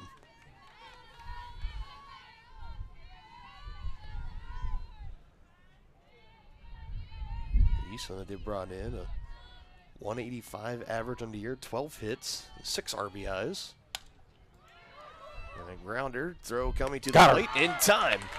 That's the benefit with the bases being loaded, the force play at any plate, any base you want to go to, and Carter comes home with it. Murray's foot promptly on the home plate. 2 gone now in the inning, and it stays 2-1. Johnson County with the lead for the time being.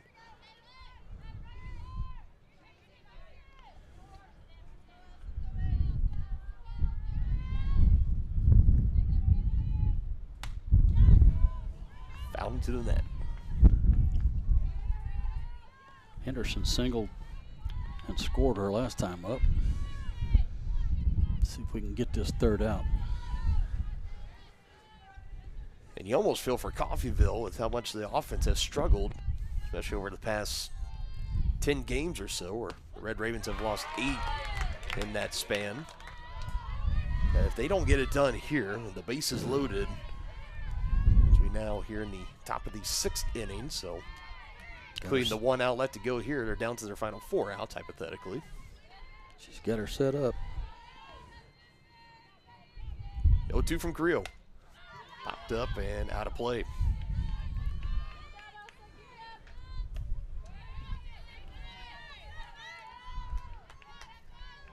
There's a lot on the line for both teams in this singular at-bat.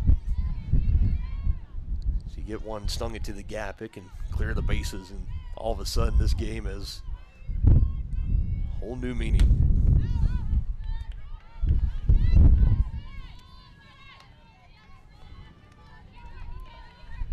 Henderson just up there spoiling some good pitches. And that's what she did her last time. It was about a 7 or 8 pitch at bat, but then was against Brielle D that ended with a single out to left.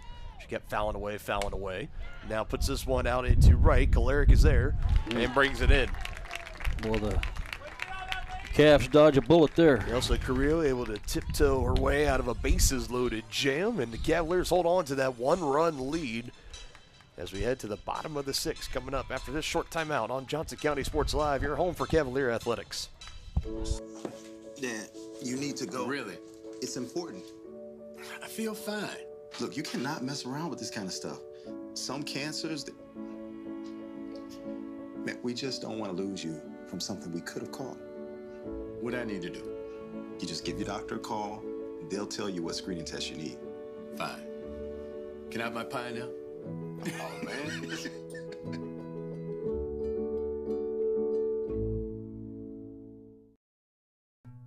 Number one, obviously, is safety.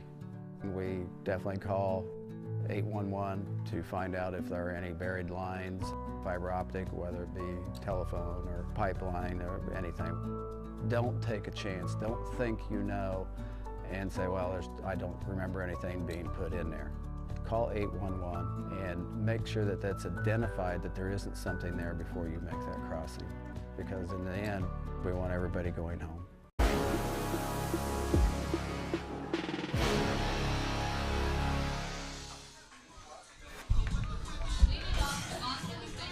So for Johnson County, feels like you can take a sigh of relief coming into the bottom of the 6th inning. You're still up by 1. It was a Coffeyville top of the 6th inning that saw the bases loaded.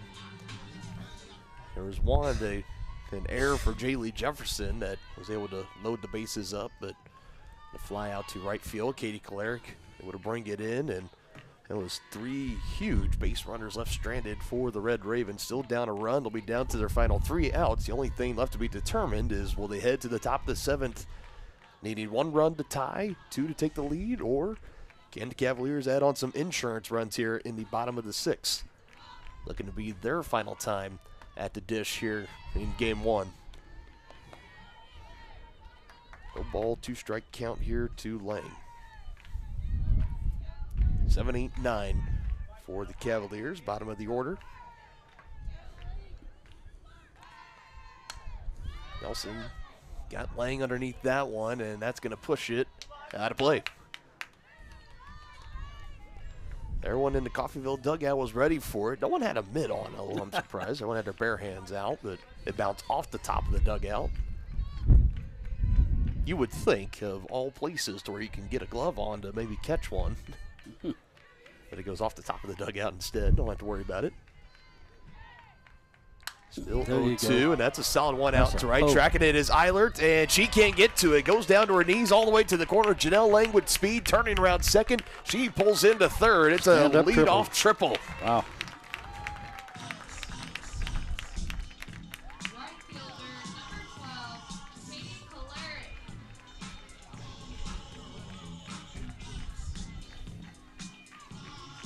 Eilert did everything she could.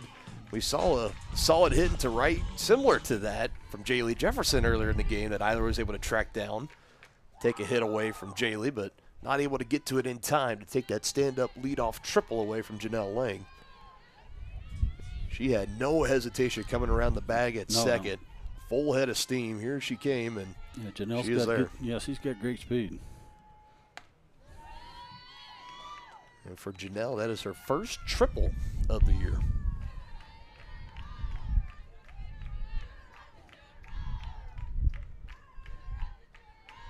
Her 20th extra base hit. And now a 3-0 count here to Kalarick.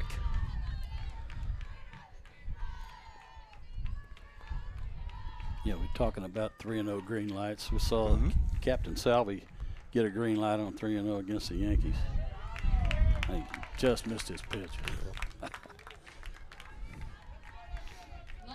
Whether Murray had the green light there or not, we'll never know. The fourth pitch low down in the turf. The 4-pitch walk. Runners at the corners now for Johnson County, who have been scoreless. All 2 runs that they have been plated in the bottom of the 2nd inning. Both teams scoreless next 2 innings after that into the top of the 5th. The lone run coming in for Coffeyville. They tried to send in the tying run to the plate at that time, but it was a good throw from left fielder Haley Bryant to cut down the tying run at home plate. It was a just beautiful play. Yeah. If I'm coach here, I'm laying down a bunt.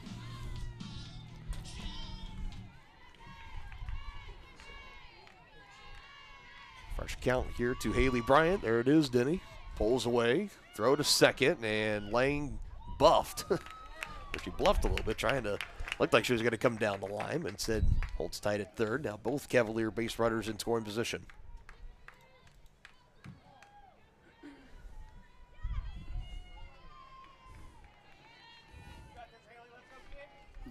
Get this ball to the right side. Stolen base for Kalarick there, her 6th of the season. 1-0, swinging away and fouling it for Bryant.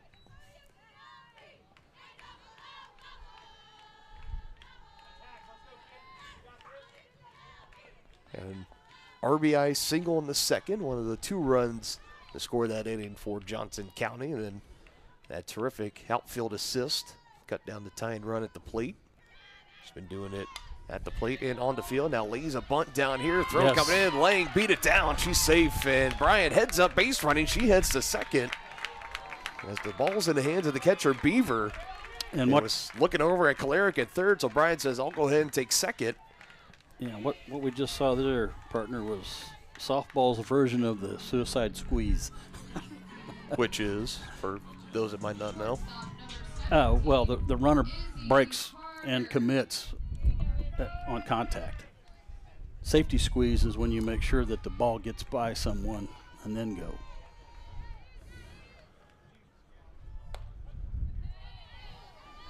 But nicely done. Mm-hmm. Another RBI picked up for Bryant. It's 2 in this game, her first multi-RBI game since coming back from injury. And now this one, a solid flare and caught. And the step on the bag, that's 2.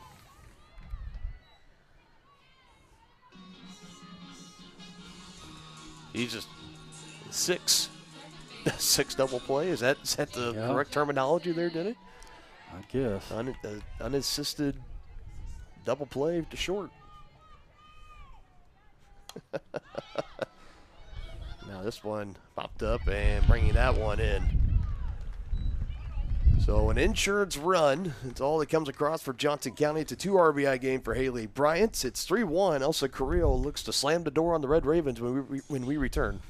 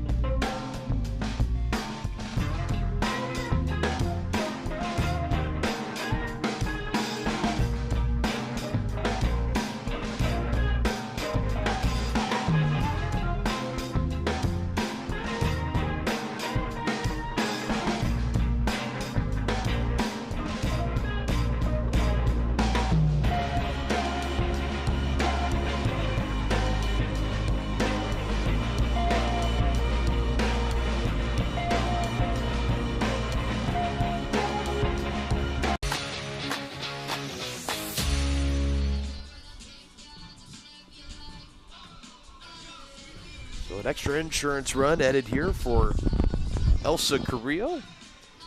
3-1. And it's down to the final 3 outs with 6, 7, 8. Seiss, Beaver, and Guzman due up for Coffeyville. Seiss was a player thrown out at home. One pitch out into right. Caleric going back on it and gets a glove up and brings it in. 1 pitch, 1 out. Here's some collected sighs of relief up here in the press box. I think she thought the wind was going to have more an effect or something. But she finally got on her pony there at the end. And one thing that I have learned, if anything is hit out into the air into right field, if Katie Caleric is patrolling out there, I don't really worry about it. With this wind, she usually is very good of reading that one. It did take her back a little further. I do believe you're right. She thought it was going to hang up a little more. It carried on her, but still back enough and plenty of time. Got the glove up and says, ooh, look what I found. Look what I pulled out of the air. Now another one on the right side, and it's right into the glove of Jaylee Jefferson. So it's both times. Contact's been made by Coffeyville trying to go over to that right side. First a fly out to right, and now that one a line out to second. And the Red Ravens down to their final out.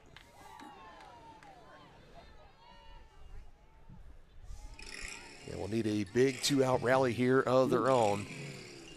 Somebody turn that Harley off. 0-1. That must be the new rallying call they have this year. It is. You didn't know that? I didn't know that.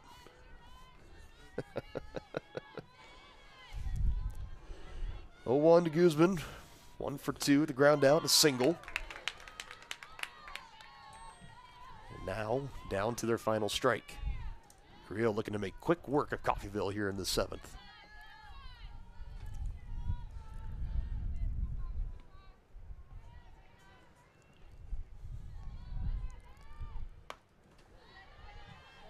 After this game concludes, we'll step aside for approximately 30 minutes or so before we get started with Game 2.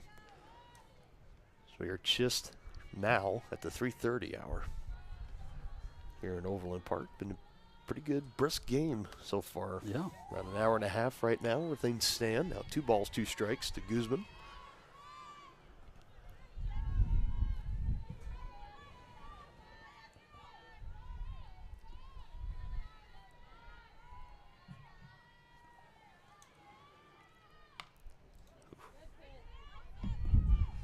Still 2-2 on that last foul ball.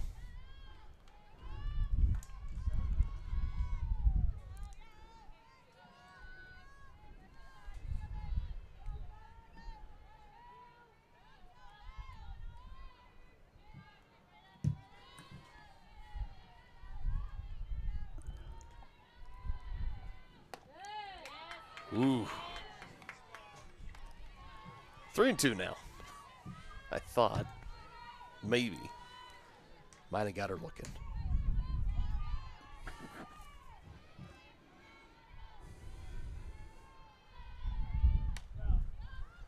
In the air, tracking after it, Neitzel and Carter, but again off the top of the Johnson County dugout. So staying alive is Guzman, who was down 0-2 and has worked it back to a 3-2 count. Spoils that last pitch off. Tell you the baseball team won their first game against Dodge by a score of 8-5. Cavaliers looking for the Game 1 win as well here in the softball field, and another one fouled away. So it looked like initially here in the 7th was going to be pretty quick work after a quick fly out to right and then the line out to Jefferson in the span of about maybe 4 pitches, if even that. And now a long at-bat brewing here between Carrillo and Guzman. Another 3-2 and a swing and a miss, and that'll do it. Carrillo said, I have had enough of this. Let's put this thing to bed, and she does just that. Brielle D had the great pitching performance started. She got knocked out after giving up 1 run. Elsa Carrillo came on, got out of a bases-loaded jam, and then finished the rest of it out at 1-2-3 top of the 7th. And Cavaliers, I think a lot of people might have expected, Denny, it was going to be a high-scoring affair, but you know what? You'll take a 3-1 win just like you'll take a 30-1 win. Yeah, you never apologize for a win. No doubt about it. Let's get some things totaled up here on on our side here while I do that. Again, I turn it over to you. Final thoughts here from game one. Well, I thought Brielle D came out and pitched strong 5 and a third innings. Really kept the opponent at bay, and we did have at least a little bit of timely hitting to plate a couple runs, but hat off to Carrillo for coming in and shutting the door and picking up a save. So, yeah, all in all, good start for the Cavaliers today. Hopefully get the bats going in the second game and get a sweep. Yeah, so here we go. 1 run on 6 hits, no errors for Coffeyville. The 1 run coming in the top of the 5th inning. 3 runs on 6 hits for Johnson County. Just 1 error. That led to the bases being loaded. It was a drop pop-out from Jaylee Jefferson, but luckily a fly out to right to Katie Kalerick was able to close that inning without allowing the tying or go-ahead runs to come in to score for Coffeyville. They did have one chance. They did send at one point the tying run to home plate in this game, and it was a great throw from left field to Haley Bryant after giving up a double on a bad read earlier that inning. That was back in the 5th, where Coffeyville scored that 1 run, and then she had a great throw to home plate to Maddie Murray, who put the tag on the runner, cuts that tying run at home plate.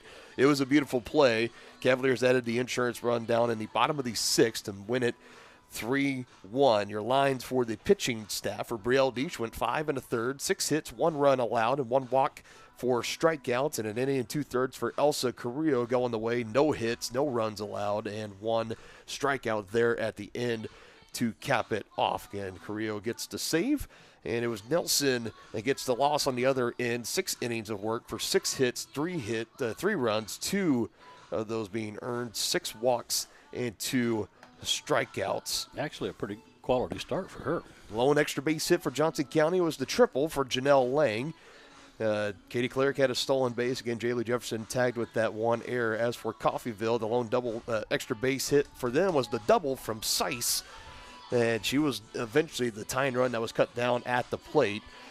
But that was it in this game. A lot of just pitching performances. People left on base. There's definitely plenty of runners stranded on base in this game. I know that's got to be somewhere in on here of where I can find that. Might have to mess around and do it. Give you that number for the start of game 2. I mean, I know last we checked, it was 7 left on base at least for Johnson County, if not 8. So 8 for Johnson County as that was left on base. And for Coffeyville, they're somewhere around there that I believe maybe 3 when they had the bases loaded. They had 4.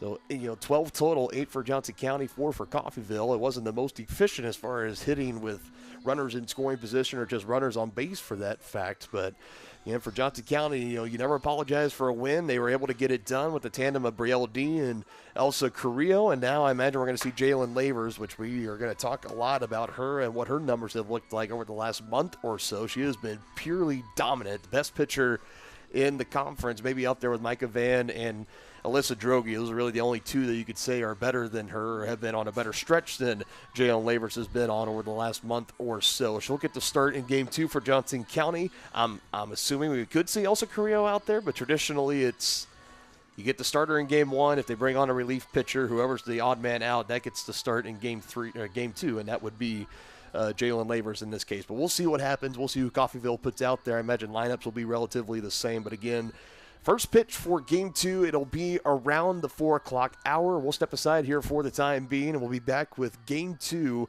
as the Cavaliers take game 1 by a score of 3-1 against Coffeyville.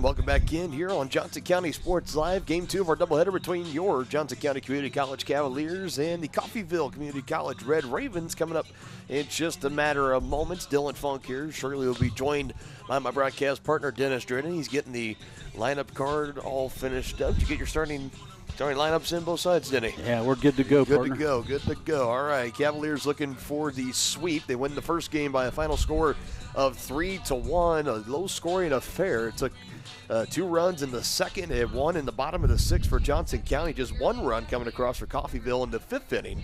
In game 1, both teams had 6 hits, and Johnson County the lone error in the game, but still able to hold on for the win. And here we start in game 2. Jalen Lavers, the reigning KJCCC Pitcher of the Week, coming in, getting the start for the Cavaliers. That is now all 3 pitchers that we have seen for Johnson County, with Brielle D getting the start in the first game, going 5 1/3, and then the other inning and 2/3 belonging to Elsa Carrillo. She picks up the save. Brielle D got the win, and now Jalen Lavers will step in here in game 2. And Denny, she has been nothing but dominant. Yeah, she's so been far in nails. conference play. No question about it. I'll throw a variety of different numbers for her to you in just a few moments, but we'll start with this one. We mentioned the reigning conference pitcher of the week. Her last start was against Independence on Tuesday. She allowed 2 runs, just 2 hits, 8 strikeouts over 6 innings. Every start she has had in conference play, this is now her 7th start. She has gone the distance in every start so far. 6 starts, 6 complete games that she has pitched. Give you her conference line here in just a moment. Leading the way as far as innings pitched at 36 total coming into today. That leads the staff for the Cavaliers. That one again fouled off the third base line. In those 36 total innings pitched, that record immaculate at 6-0, 6 complete games. 17 hits allowed in that stretch, just 5 runs allowed, all 5 of those being earned. 9 walks to 41 strikeouts. Wow, you've got to love that. That's a strike per 7 innings ratio at just under 8 at 7.97. As another one is fouled away here by Roberts, the leadoff man. 3 home runs she has given up.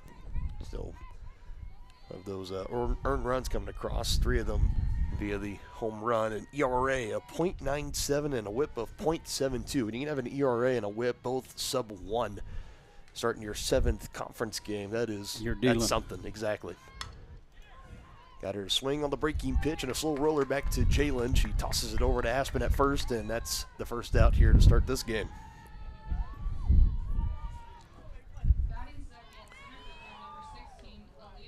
Or in the first game, it was Dee that started out, and she faced in the first 4 innings. She just faced the minimum batters in each of those innings at 3. Thanks to a couple double plays. Yes, there were a couple double plays. There was a 4-6-3 double play, and then another one that was a 6-3-5 double play. Not the traditional double play, but was well executed. Very timely, well executed. Pitcher's best friend, those double plays to get out of an inning. And the offense for Coffeyville, it took them until they scored that 1 run in the top of the 5th, and they were threatening. And beyond that, I mean, there was one point where they were down a run, and they had the bases loaded, so the tying run was at 3rd and the go-ahead run at 2nd, both being in scoring position. Elsa Carrillo was able to get out of the bases loaded jam, and now this slow roller, Jaylee makes a dive for it, but even if she gets that, I still think Thompson has the infield hit. That's just a slow roller on the right side, breaking up the middle.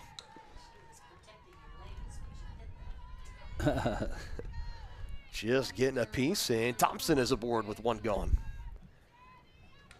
Nice effort by Jaylee. Not giving up on it all the way to the very end, still making a dive out. Can't keep it in. So runner aboard here for the Red Ravens, and a first pitch strike. Been saying that a lot today about these Johnson County pitchers. First pitch strikes. I think a lot because we remember Jalen Lavers a year ago. She wasn't quite as overpowering last year as she has been this year. Efficient, yes, but not quite as overpowering as she has been. And I think the key to success to what has been, especially from just certain conference play, she has just been a beast. And I think a big part of that, it has to be those first pitch strikes, getting ahead of these batters. She's been making a lot of success just off that alone. Looking for her 7th straight complete game, 7th straight win, of course, here in conference play. Bless you to somebody here in the press box. Go. Here's the 0-2. And it's going to go foul, but Caleric making a run at it, as was Jaylee Jefferson, but it falls foul. And again, it stays 0-2.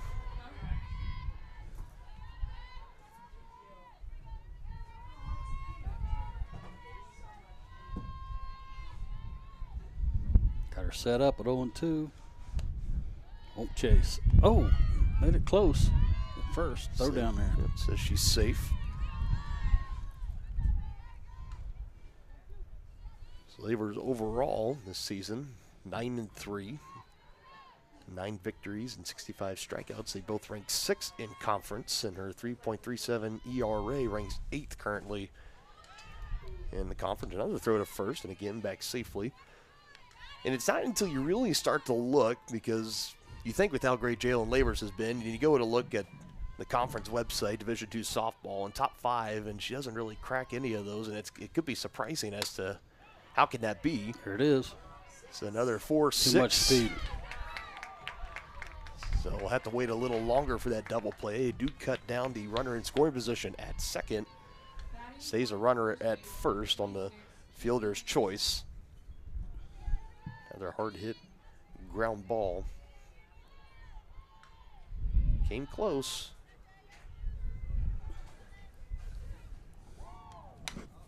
And now this one has popped up into play. I'll get around to finishing that pitcher remark a little bit later on, I promise. We'll get to it, but that will wrap us up here. Top half of the first inning. One runner stranded for Coffeyville. Heading to the bottom half. Cavalier bats coming up for the first time in game 2. Prescription drug pricing points to corporate Freedom of the press is about your right to know. It's about your right to be informed. Today, there are real threats to press freedom and your right to know about the world around us. We must protect our right to know, no matter what kind of news is important to you. Before it's too late, understand the threats. ProtectPressFreedom.org.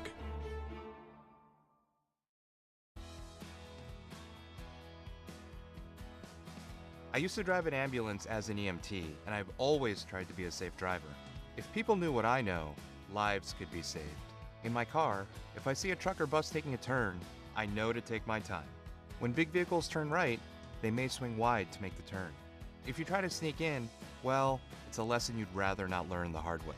When trucks and buses turn, let's you and I wait. It's our roads, it's our safety. More time before you wake up in the wild. Our natural world needs us now. Step by step, side by side, together, we can find a way to ensure that all life on Earth can thrive. To learn more about how you can help protect and conserve nature, here we go out of the break. First pitch strike. This is Seiss in the circle. She started at shortstop in the first game. She takes over pitching responsibilities for Coffeyville this game. She got the call on the last pitch. Now this one put up into play. Oh, nice diving play. out for it. Oh, what a play indeed. That's Eilert again out in right field. What a nice charge, and takes a hit away from Izzy Carter. Oh, wow. You just tip your cap to that. That's exactly it. The softball gods will have to give her a hit on something else. She'll get one of those signature, I think what you call those CNI ground ball. Texas or Texas League Texas hits League or whatever. mover. I don't know. She's going to get something. Yeah. Man, tough luck for Izzy, but great play out and right by Eilert. Full extension, taking away that hit. That's one for the highlight reel. No doubt about it. Seiss's next pitch, that one missing. 2 balls, no strikes. He hit the ball hard a couple times in the last game. But all part of a all for naught. Yeah, 0 for 4 day. Her first 2 that she made contact with, it was a solid hit out into center. We mentioned the wind. It's still here, as you can hear a little bit through our crowd mic, and it's blowing straight in from center, if not right center. And the hit that Jaylee put on the softball initially in her very first at-bat in that first game, if there wasn't any wind, it was a no-doubt home run that's going into the trees out in dead center field. So you guys see the light pole there. You see those rows of trees. And yeah, she drove the center fielder to the track. Now she rolls this one over to third. Guzman's throwing time to Henderson. 2 up, 2 down for Johnson County. She had another one that was out into right that Eiler didn't make a diving grab like she just did, but it was one she kind of was a tick late on the initial read, and the ball just did not slice enough, so it allowed Eiler enough time to run underneath it. And Jaylee had a pop out in the third, and then the fourth wasn't able to get on base either. And she grounds out here to start game 2, and now a first pitch strike to Reagan Neitzel. Neitzel 1 for 2 in the first game, able to draw a walk. Well solid struck. Contact into left. That's going to drop down. That's an extra base hit. It's going to get by Kramer, who's new into this game. She's the flex out in left field, and Neitzel hit one right to her. And that's a 2-out double. There's a little stanky leg over there on the second base bag. Why not? Yeah, this would be huge for Aspen to pick up this RBI.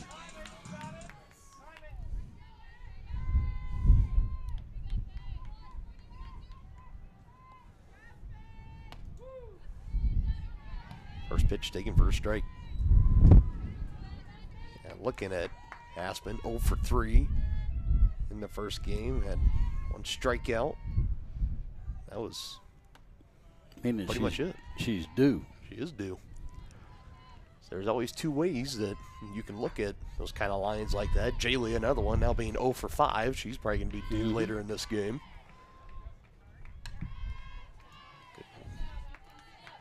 1 ball, 2 strikes on the foul tip. And she's been one in the doubleheader before against Independence. 4 RBIs on 3 hits. I mentioned Jaylee went 4 for 4 with 2 home runs in that second game against Independence, and both have combined for 0 for performances so far. This fly ball out into right center, and it's Eilert that brings it in, and the Cavaliers not able to bring anybody around on that 2-out double from Reagan Neitzel. After 1, it is still 0-0, looking for our first run.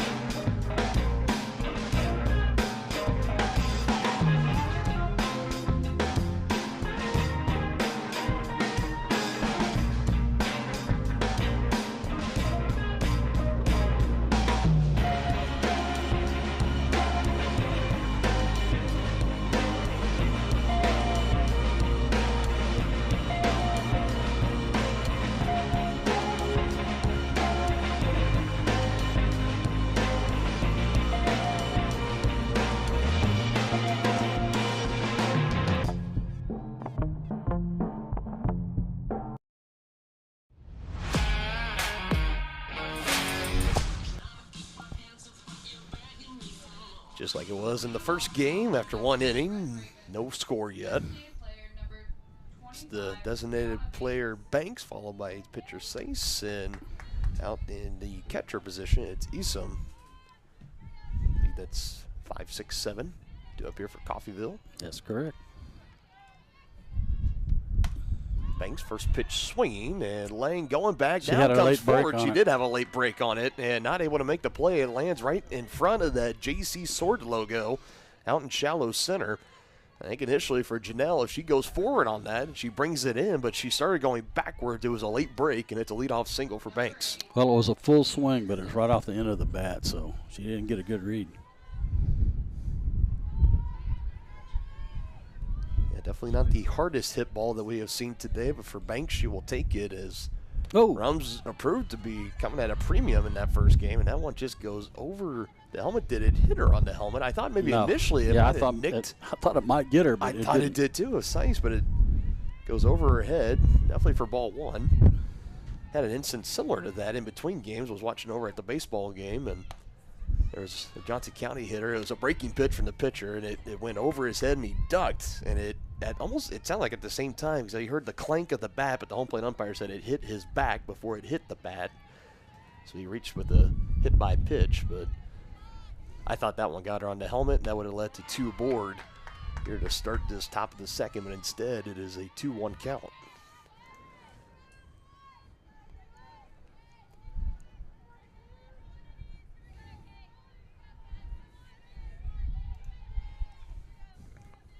Lavers gets the call from PitchCom. Now the 2-1, and that's popped up. That'll get over the net, back our way. And for Lavers, when she wants to be at her best, her most efficient, she can, outside of just changing up the speeds of pitches on you, she does really great of coming inside and then working outside. Yeah, she moves the ball around. Usually stays out of the middle, doesn't serve up any cookies. Doesn't give these hitters anything easy to try to hit and put in play. This one skips. Murray keeps it in front of her. Full count. Payoff pitch coming up next. Lavers missed her release point right there.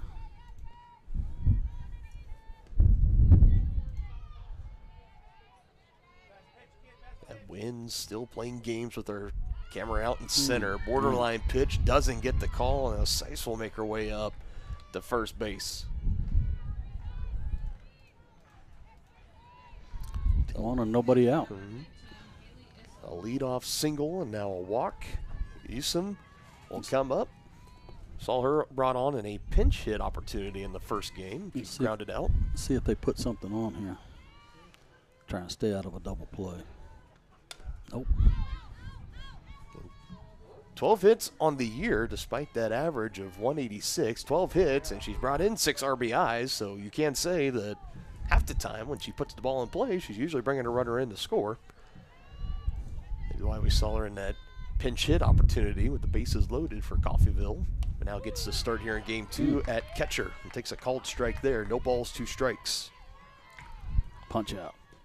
Be really nice right here.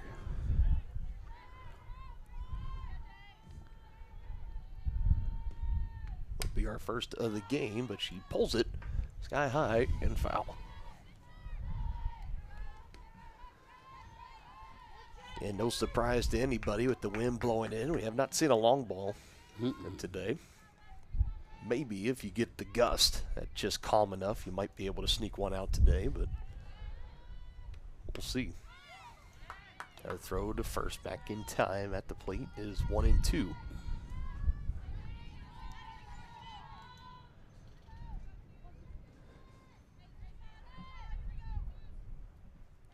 Lavers still looking for that first strikeout. Can she get it on this 1-2? Is fouled straight back.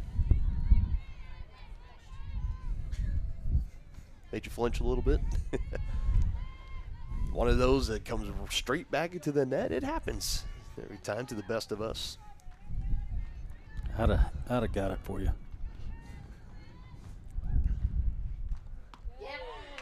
Big pitch. Got her looking. Too close to take on a 2-strike count. That's what Eason did, and she gets rung up, sent back to the dugout. There's the first strikeout of the day for Jalen Lavers. Yeah, and then we'll take one of those 6-4-3 double plays right here.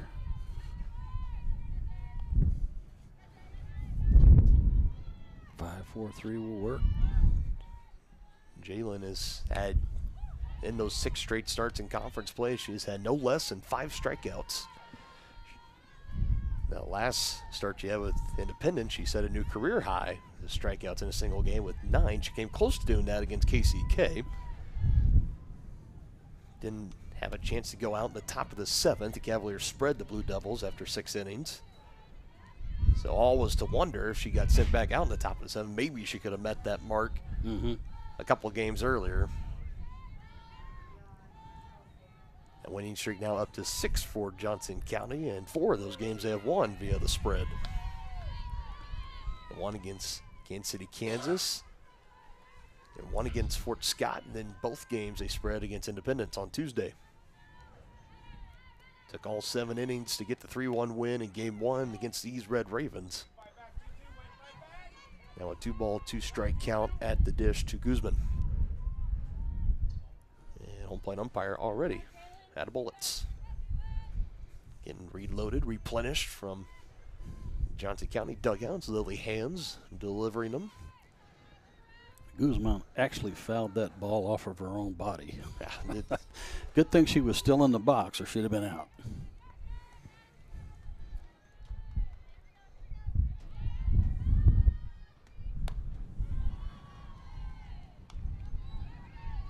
Another 3-2 count.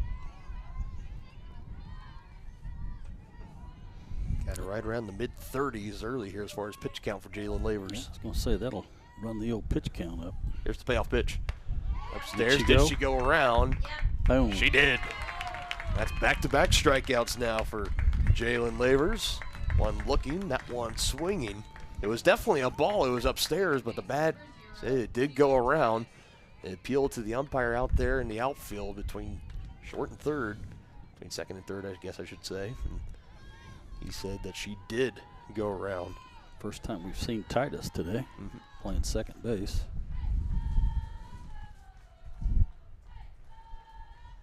First pitch, just off the plate, ball one.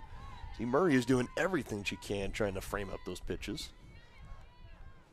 Not getting any calls yet today. Murray's been a solid backstop for the Cavs. She has been. Line and Burgart right there. That one gets by her. I think it stays tucked in and it's a base hit. Maybe scores a run, but it goes into the mid of Aspen Burgart. And it stays 0-0 into the bottom of the second. Prescription drug pricing points to corporate mountain. Freedom of the press is about your right to know. It's about your right to be informed. Today, there are real threats to press freedom. And your right to know about the world around us. We must protect our right to know, no matter what kind of news is important to you.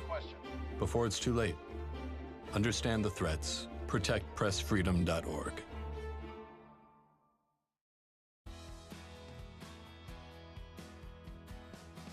I used to drive an ambulance as an EMT, and I've always tried to be a safe driver.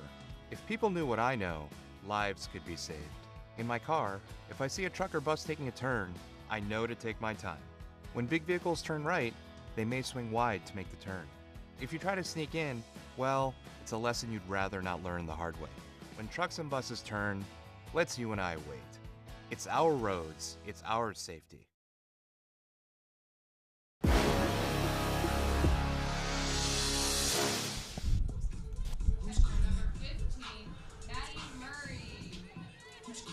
Just talking about how good of a backstop Maddie Murray has been this season for Johnson County. Here she comes to lead off the bottom of the second. Murray, followed by Janelle Lang and Haley Bryant, 5'6", due for the Cavaliers. She's been productive at the plate, too.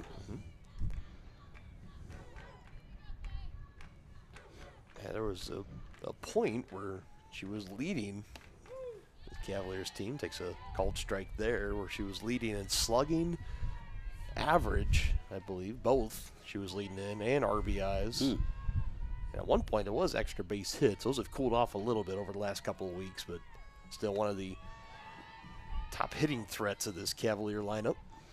Can't ask much more from your catcher. Slated right around the middle of it, batting fifth. Yeah, she's right in the heart of the lineup. Kind of an excuse me swing. Puts a smile on her face. It's better to at least foul it off than miss it entirely and get sent back to the dugout on a strikeout. Yeah, you don't want to let this home plate umpire make the decision for you. Yeah, don't put it in her hands. That or any umpire. Here's a 2-2 from Sice, breaking pitch, and Murray able to foul it off. They'll adjusted to that breaking pitch, more than likely. Count still 2 balls, 2 strikes.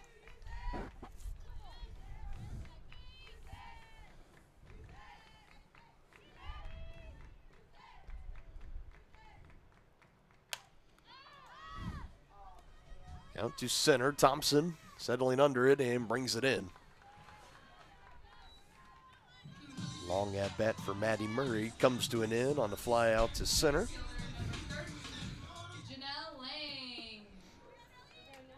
Janelle Lang tripled and scored that third run for the Cavs. Yeah, that was big. Game 1. Yeah, it was a big run. That was another one that was solid hit out into right. Again, Eiler didn't have the best of jumps on it. Tried to run it down. I thought when it was going in the air that it could have been close of maybe taking that extra base hit away from Lang, but it was just over her outstretched glove. She fell down to both her knees in the process, rolled all the way to the corner in the wall, and that was an easy stand-up triple for Janelle Lang to lead off that bottom of the 6th. Came in to score. The big insurance run for the Cavaliers here in game 1. Now ahead in the count here, 3-0. Imagine we'll be taking here on this next pitch. See if Seiss will put it down the pipe and comes a little inside, but still called for a strike. She couldn't have done anything with that pitch, but ground it.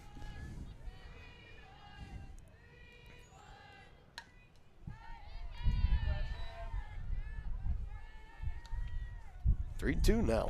Seiss able to battle back, make the count full.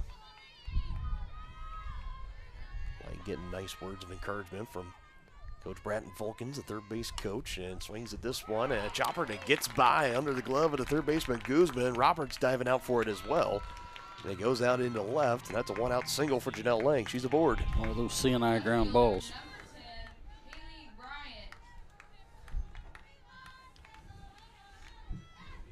And not the hardest hit, but just enough. It took a bounce. It got under the glove of Guzman. Roberts dove out for it, but by that point, there was really nothing more that she could do. It was already leaking out into left. So Janelle does her job of getting on. Now Haley Bryant steps in and takes a called strike. The only 2 official RBIs for the Cavaliers that came across, both being credited to Haley Bryant in the first game. Here goes.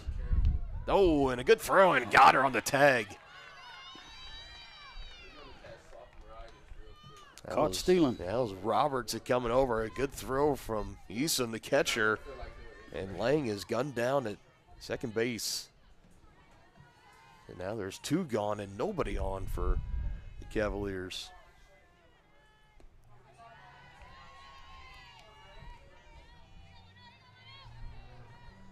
That last pitch was called a ball, too, including the last one. So 2 straight balls, make it 2-1 on Bryant. Mentioned she had the 2 lone RBIs, the very first run for the Cavaliers to come in. That was off a wild pitch. Or at least I asked you, was it a wild pitch or was it a pass ball? No, it was a wild pitch. Yeah, a wild pitch. Well, first run of the game for Johnson County to come in to score. That one lands foul for Bryant. She'll make her way back about halfway in between first and second base. She was running hard out of the box. We'll dig back in, still looking to protect. 2 balls, 2 strikes. It is one of those counts where it's 2s everywhere here in the bottom of the second. 2 balls, 2 strikes, 2 outs. Low and away for ball 3. Danny Matthews used to say, deuce is wild.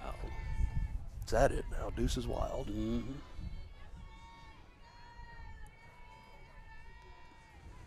Payoff pitch. There's a walk. Half inning still alive here for the Cavaliers, getting deeper into that bottom of the order. Katie Kolarek will now step in, starting out in right field. Freshman out of Bishop Miege High School.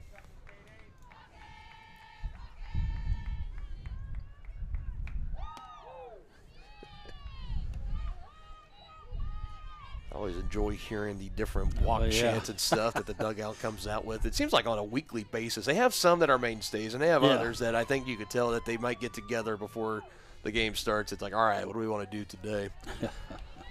One thing for certain about this. The enthusiasm of the girls is for sure. That was awesome. The exact same for the team last year. This year, it's the exact same. It's a nice, loose, fun environment. Be careful. And more came close to a heads-up play for Camden Evans, who we'll see for the first time this afternoon. She almost took a bullet. She dodged it.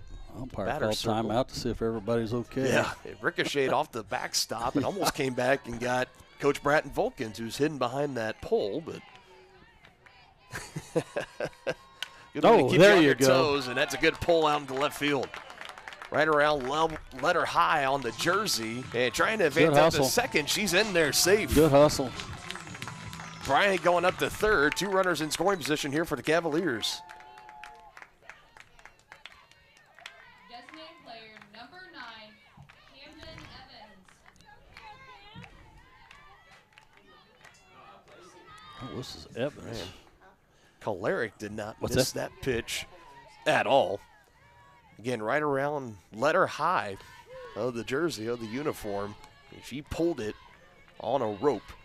I'm in left field. Now Camden Evans will step in today. She's the designated player, and this is, to my knowledge, I think the first time that you and I have done a game here on Johnson County Sports Live where it hasn't been Lily Hands in the DP position. Yeah. Now it's Camden Evans, a freshman out of Ottawa High School. Well, there's 2 big RBIs out there for there is Evans. Be nice for her to cash these in right Just here. her 4th at bat in conference play. She has 1 hit. She puts this one out into short, and throw is in time. The Cavaliers leave a pair stranded. Both runners were in scoring position after 2 innings. It's Cavaliers 0, Red Ravens 0.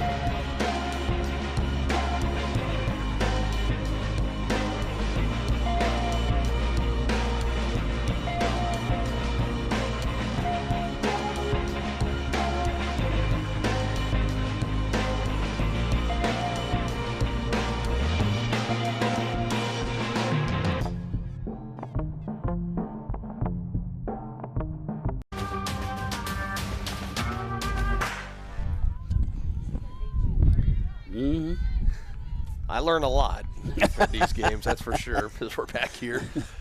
On to the 3rd inning we go here, game 2 on Johnson County Sports Live. I'm Dylan Funk. He's Dennis Drennan. And we're having a good time at the ballpark. Time today. Yeah, it's been. I mean, I would knock the wind down another 15 miles per hour or so, and outside that, it'd be a picture-perfect day. It's 77 degrees right now, partner. That's beautiful. Yeah. And it's just going to keep getting better and better. We're closing in the final pair of games here at home. There's just 2 remaining. 1 ball, 2 strike. So we'll be back here a week from now, where Johnson County will host Neosho County. That'll be a big doubleheader. Could potentially even be a doubleheader to decide who takes first place into the final week of conference play. Another swing and miss strikeout there. Another one collected for Lavers. So next week against Neosho, and then 2 weeks from now, it'll be here on May 1st against Heston College. And then that will do it. And then that next week, that is regionals, which will be played here. So in a sense, it'll feel like home games for the Cavaliers, I'm sure, playing in their home field, will be in their home dugout. Fans will be out in plenty of support, I would imagine, all throughout the week. Thompson was forced out at second on a fielder's choice her last time up.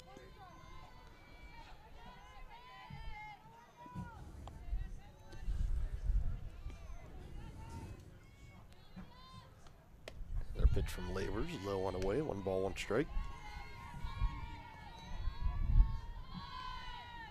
With that last strikeout, she's now at 3 to just 1 walk. Still a good ratio.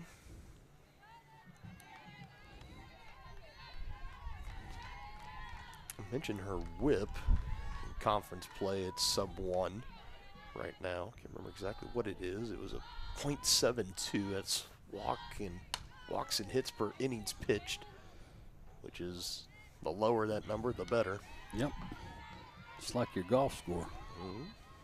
Well, my golf score is never really low, but you want it to be. I know what you're trying to say.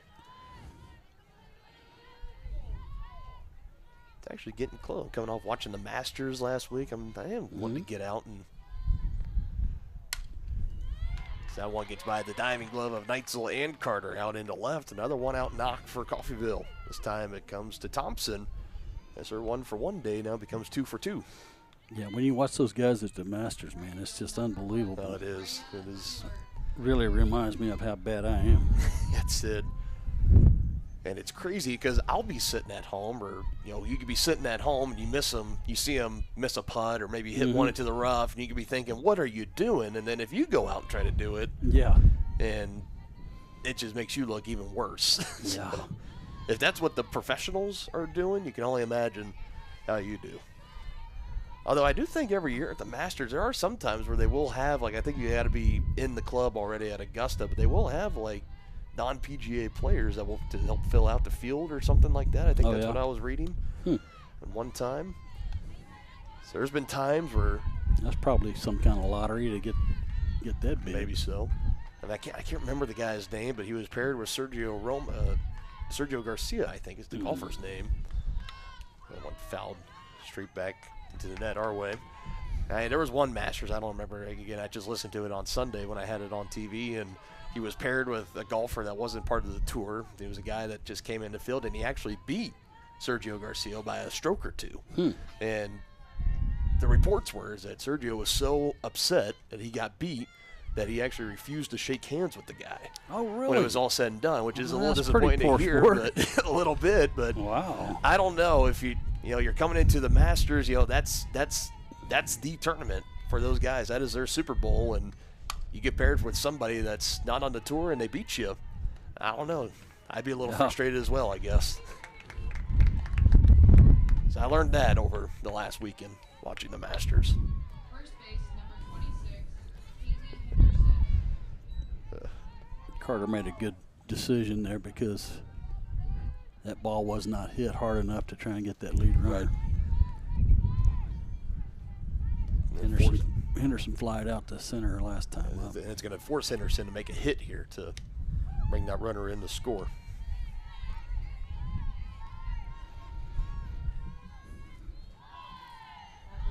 And Carter almost as sharp as they come out there at short. I still think the change that her and Jefferson have made, we talked about changes in the outfield, this change in the infield with Carter all last year playing second base. Jefferson was a starting shortstop, and now this year they flip-flop after the first 5 or 6 games, and both have just been pretty phenomenal. Nicely played by... That's Reagan Neitzel over there. Neitzel, on a short hop and was able to take it, throws in time over to Berger. Another runner stranded for the Red Ravens, still looking for our first run.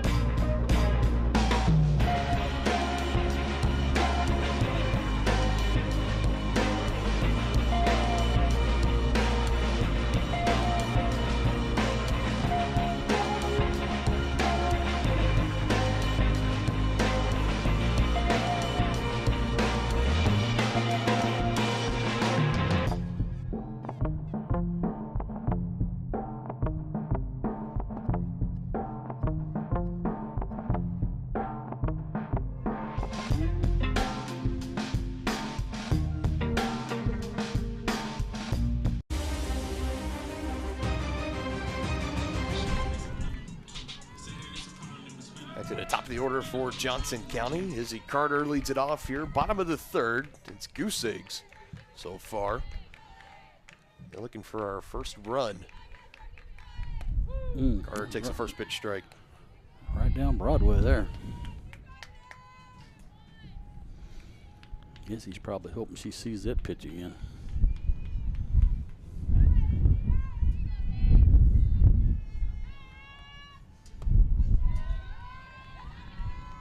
That one off. Now 1 ball, 1 strike.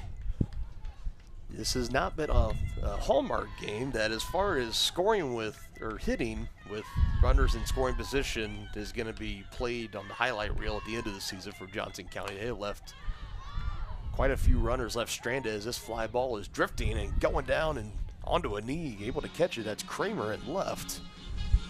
Brings it in. 3 Red Ravens in the area with Roberts at short and Thompson from center. All 3 were colliding in on it, and it's Kramer that comes away with it. Thankfully, no collision or anything like that. Always hate to see it, but Kramer does a good job bringing that in. As I mentioned, the first game for Johnson County, they left 8 runners left stranded on base, and so far here in this game, they've left 3. So 11 total through 9 1/3 total innings. My pause, I'm going to do some quick math there. I'm a broadcaster, not a mathematician. That's it. Bunt. That's a bunt Jefferson's for a hit got some right blazing there. Good speed luck throwing her out.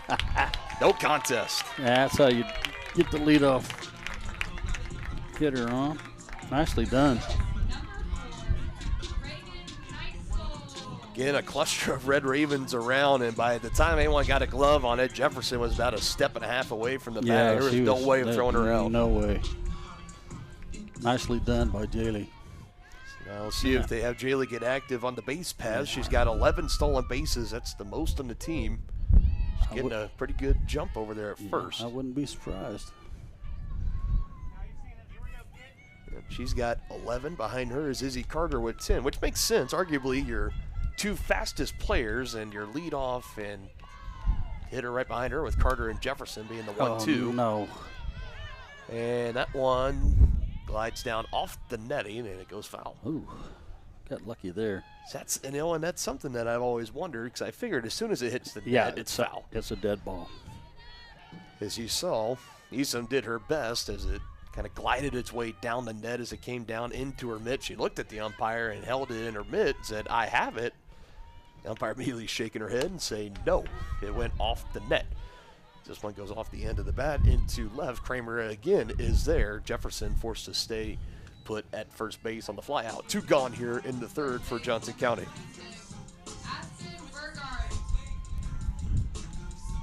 Did she pop that out too? Out to left. That was Kramer again. She's got taking in both fly balls this inning. You can tell it's allergy season up here in the press box. The wind today not helping anybody. See if Aspen can pick up her teammates here.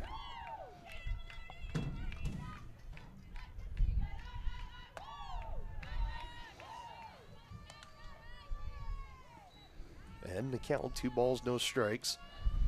A fly out to right in her first at bat this game. Trying to get off the 0 for 5 Schneid. Jammed her, and it goes to 0 for 6. And again, she'll be due at some point in this game. I can just feel it. Yeah. You and I will try to keep manifesting it. And after 3 scoreless innings, we're still looking for our first run between the Red Ravens and the Cavaliers.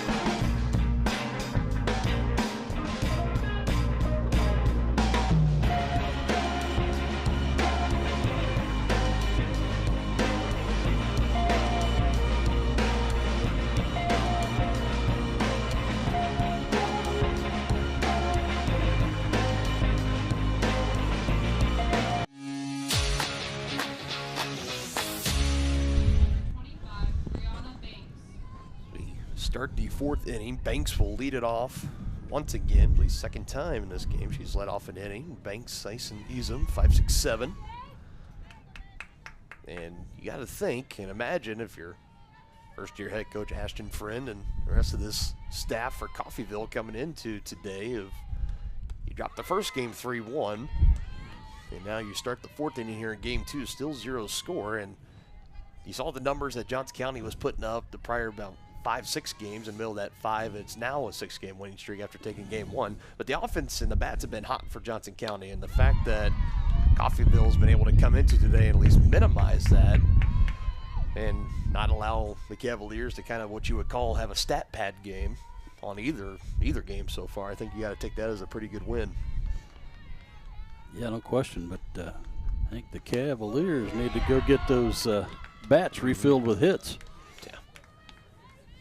Jalen Lavers continues to rack up. It's her 4th strikeout. Again, she hasn't had a start in conference play yet with less than 5, so she's 1 away from at least meeting that mark for her 7th start in a row. Just unbelievable stuff what she's been able to do. Imagine if she caps off these final, I imagine with starts, is looking at 2 more here at home, arguably. Probably has 1 against Highland, 1 against Allen. So I'm looking at least 3 starts left, if not 4. That came in and it hit her, hit the end of the bat. She's shaking her hand. I think it hit the end of the bat. Yeah, that's what they're going to say. Yep. So 1 ball, 1 strike. Now takes a called strike there behind 1 and 2. Sice. Labor's moving the ball around in the zone. What I was getting to is that if she continues to just have these productive outings like she has had, not necessarily just going to distance in every game, but continues to pile up the strikeouts, keeps going the way she's going, racking up these wins, I imagine by the time regionals come around in May, she could be making a push for the final NJCAA Division II Pitcher of the Month honors. Good for her. Which Cavaliers a couple of times had Player of the Month honors with, you want to take a guess at the 2 players that earned it last year? Drogi? Oh, you mean? No, for Johnson County. Oh, last year. NJCAA Division II Player of the Month honors, 1 to Aspen Berger, 1 to Jaylee Jefferson. Yep. 2 balls, 2 strikes, now the count to cease. I'm surprised it took you that long. I thought you were talking about pitchers. Oh, my bad. I'm sure McNally, she came close a couple of times to getting that. You did mention, you were talking about Alyssa Drogius, the pitcher from KCK. Oh, nice catch. Snagged by Neitzel. Throw across his in time. Nice play by Neitzel there. Oh, put that on the highlight reel. My goodness. Backhanded that thing. It was right over the bag, too. Gets up and throws a dart across the way to Burgard in time. That's a beauty of a play. We have seen some tremendous defense today. We have. Another nice web gem for the Cavaliers.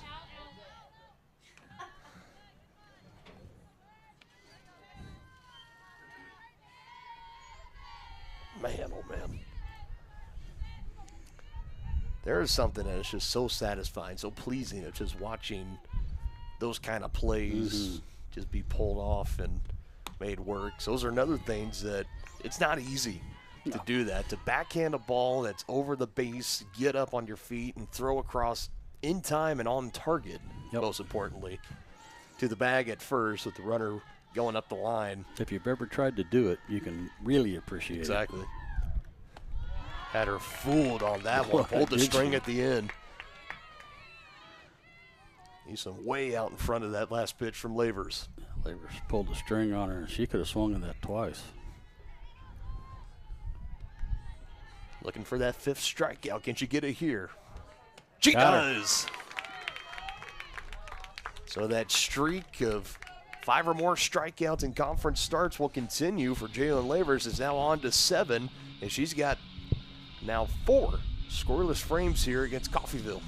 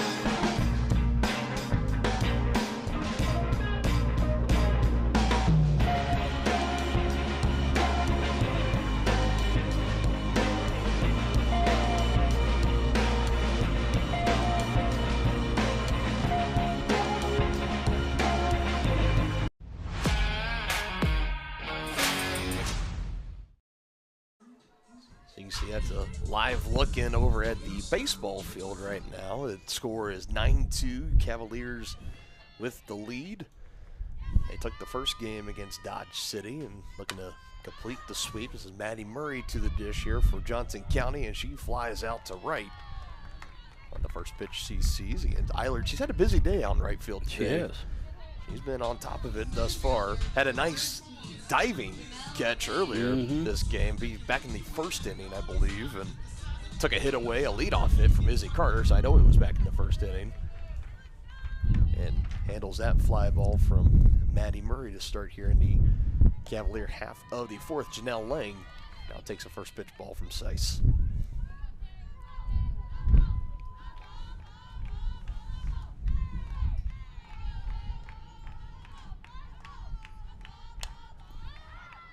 Another fly ball, shortstop calling for it this time. That's Roberts, and calls off the left fielder Kramer, who is coming in for it as well. And this game just continues to hum along with no runs being scored, as we're now an out away from wrapping up our fourth straight scoreless frame for both teams.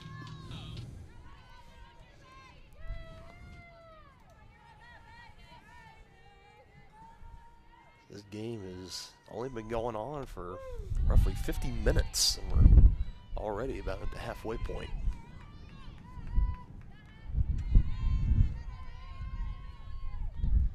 Had the same thing in the first game, only took about an hour and a half. Cavaliers with the win 3-1. Well, it popped out of the mid at the last second, but called for a ball, 1-1.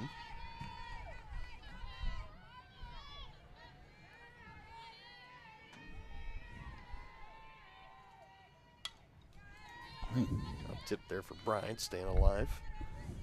Cavaliers will be off tomorrow, and they'll be back on the road this Saturday against Highland, a game that was originally supposed to happen a couple of weeks ago, but had a lot of rain in the forecast. And I guess the field up at Highland was too wet to play on, or whatever the case may have been. They postponed that game till now this Saturday. Another one for Bryant that goes foul. She's staying alive.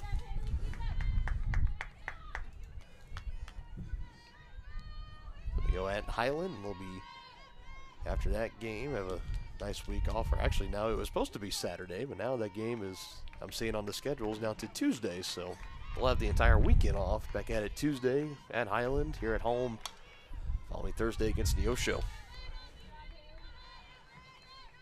It's the one thing that I have learned about spring sports and stuff is the delays and postponements and everything. Yeah. They can change just in an instant. So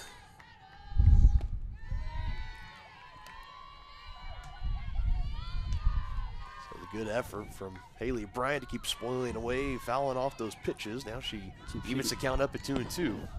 Let's see if she can find a hole somewhere. Plays off again, now a full count. Good battle here.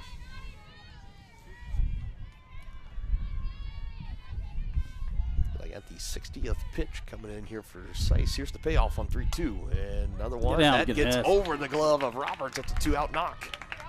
And that's a solid quality at bat for Haley Bryant there. Yep.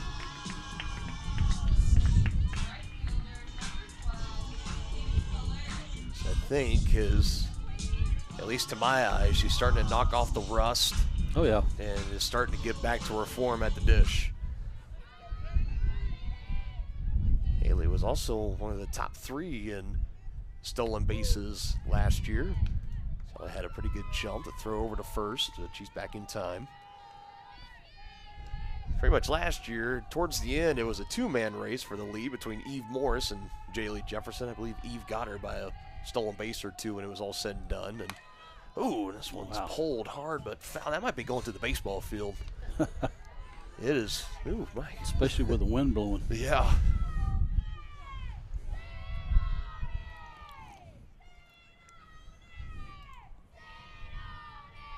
Cleric made hard contact on the last hit she had, and then pops this one up in the air. Roberts again brings it in right in front of the third base line. So after 4 innings, we got 3 left at least, and still looking for our first run. Who's going to make it happen here on Johnson County Sports Live? Hey, you ready to go to my mom's? Well, I can't go today. I have to mow. It's probably going to take all day. Well, that's too bad. Don't work too hard.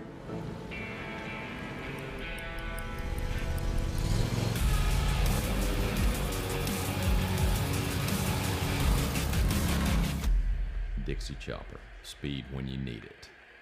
See the full lineup at hersinc.net. Call 913-247-3530 or just stop on by.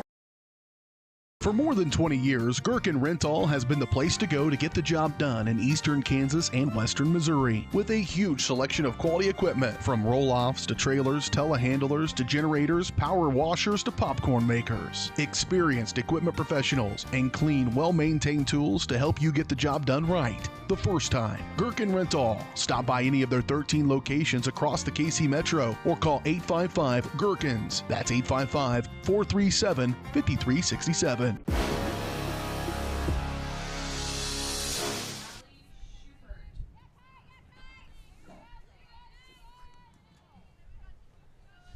Got a pinch hitter for Guzman. That's what it sounds like there. Allie Schupert, number 13.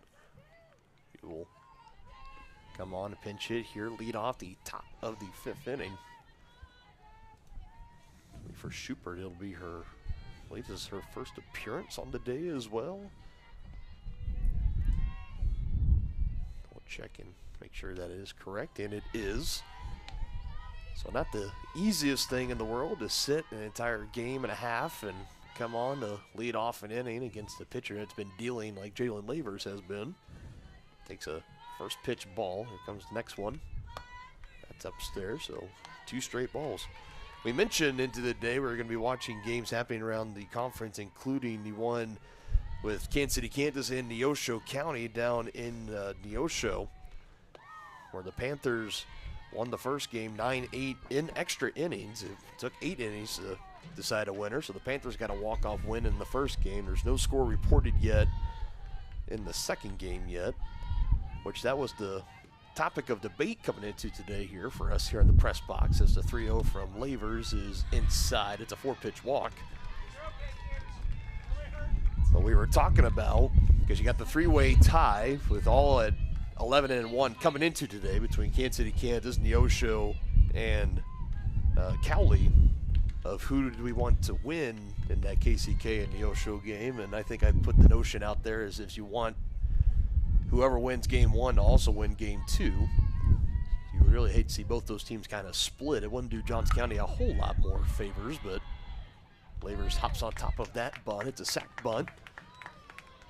Nicely done by Titus. So hopefully by the time our game is done here, the second game with Neosho and KCK will be wrapped up, and we'll have a better idea of kind of where the standings sit going into weekend play. But as of right now, Coffeyville with 1 out. They got the go-ahead run in scoring position after the leadoff 4-pitch walk and now a sac bunt. Back to the top of the order. Robert struck out her last time. She showed bunt as well, but pulled back. Takes a ball.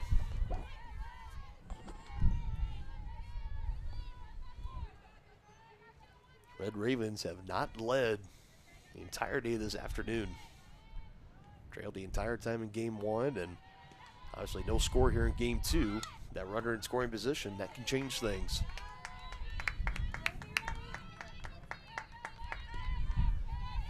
It's our third time through the order now. Roberts back in the leadoff spot, 0 for 2. The ground down, struck out swinging her last at bat.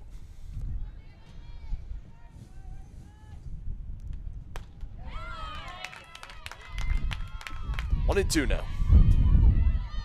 Lavers is rearing back on that one and give her the high heat again. Giving her again, yep. See if she wants to go high heat or pull the string. See what she brings on a 1-2. Can't get her to chase. Pitch count for Lavers now at 75 through 4 innings. 4 1/3.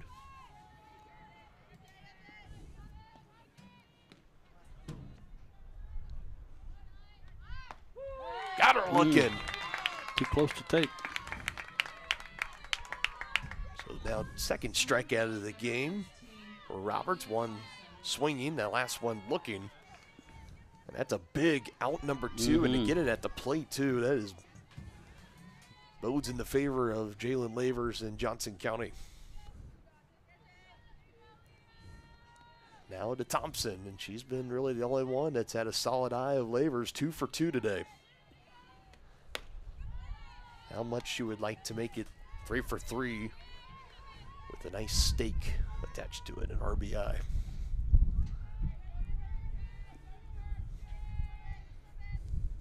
Now I kind of want a steak, an actual steak. Yeah, the old ribeye. Ribeye, yeah. 1-0, fouled up over the net, 1 apiece. I don't know if you read, but Mahomes and Kelsey, they're going to be opening a steakhouse this summer. I think you told me that. 1587 Prime.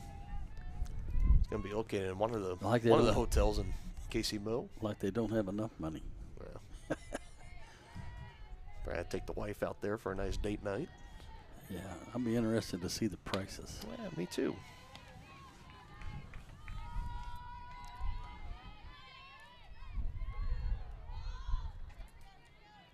If it's anything like their play on the field, it'll be awesome. It'll be good. Be worth the time. Well, you know, with those two involved, it'll be first class. Yeah.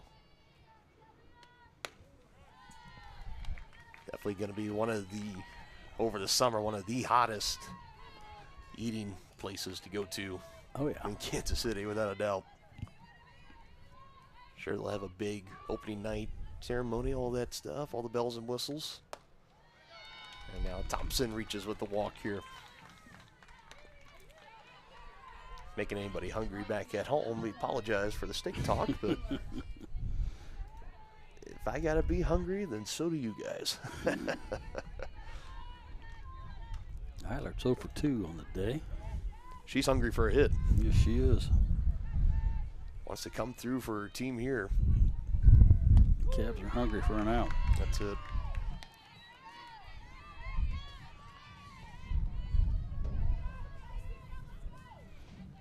Strikeout total for Lavers now up to 6. 3 walks now.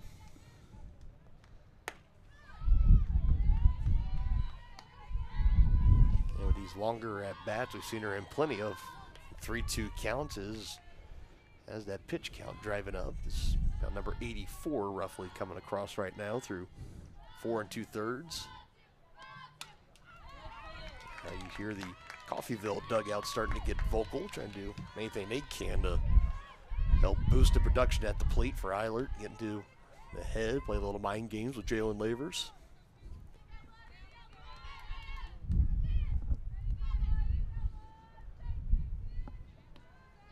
And the 1-2. Up the middle, and there's Carter. Nicely done. Steps on the bag, unassisted put out, and that wraps up the top of the 5th for Coffeyville. They leave 2 runners stranded. Still looking for our first run, 0-0 into the Cavalier half of the 5th.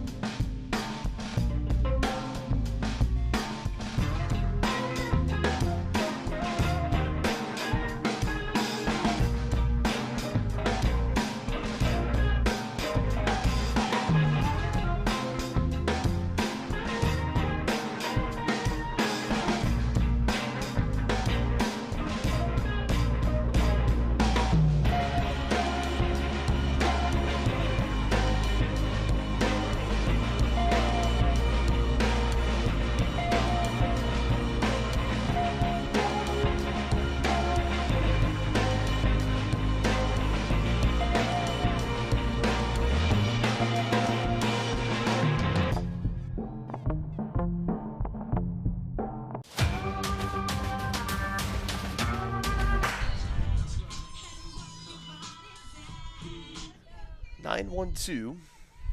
No, not 9-1-3, 9-1-2. Lead it off here for the Cavs. Evans trying to put down a bunt, but it goes foul.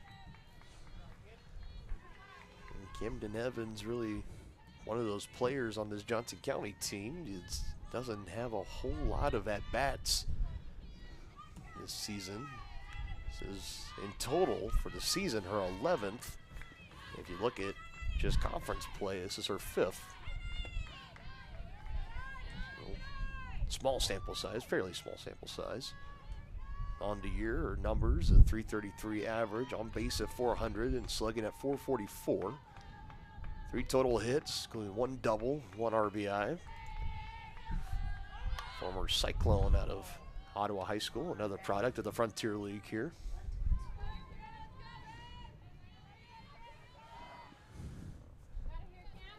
Batting 9th here in Game 2, filling in for the traditional designated player Lily Hand, which I would go as far to say with us only just covering the home games, but with the road games into consideration too, this might be the first game that Hands has not been the designated player since early in the year, as that is on a rope, but right to Titus there at second. Solid hit, but right at her at second.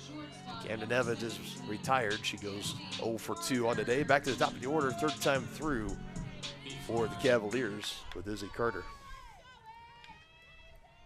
Not a lot of offense today, partner. Not so far, and that's not just taking this game into consideration. Game 1 as well. 6 hits for both teams in the first game, 4 total runs, 3 for the Cavs, 1 for Coffeyville. And it hasn't been a lot more better here in Game 2. I guess it could. It just depends on who you ask, as Roberts gave a good effort but can't bring that foul ball in. She felt kind of awkwardly out. She's shaking it off. She's good. 1 ball, 1 strike, 1 gone here in the bottom of the 5th. So far, 5 hits for Johnson County, 3 for Coffeyville.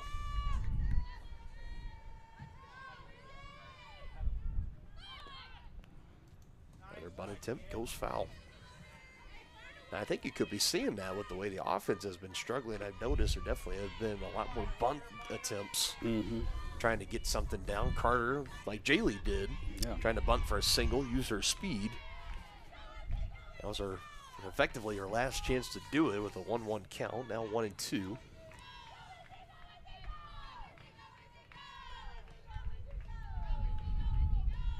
Seise's next pitch is slapped right at him at left. Again, it's Kramer. For the Cavs, for more contact has been hard to come by in this second game, and when they've been able to get a hold of something and out to the outfield, it's either been right at Kramer or right at Eiler. It's been left and right. Haven't had a whole lot back up the middle to Thompson. Usually if you see anything up the middle, Roberts or Titus is there to collect now. Jaylee trying to go 2 for 2, and she will. Put down another bunt, and that speed, it is blazing. Smoke trails behind each step. And, oh, look at the heads up. She's trying to go second. Oh, and she's caught in a pickle.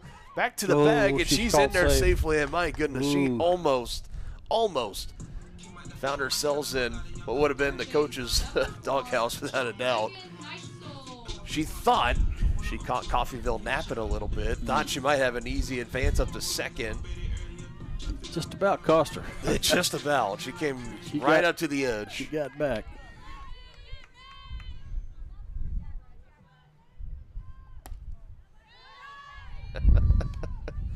Let's see if she can rip off second base here.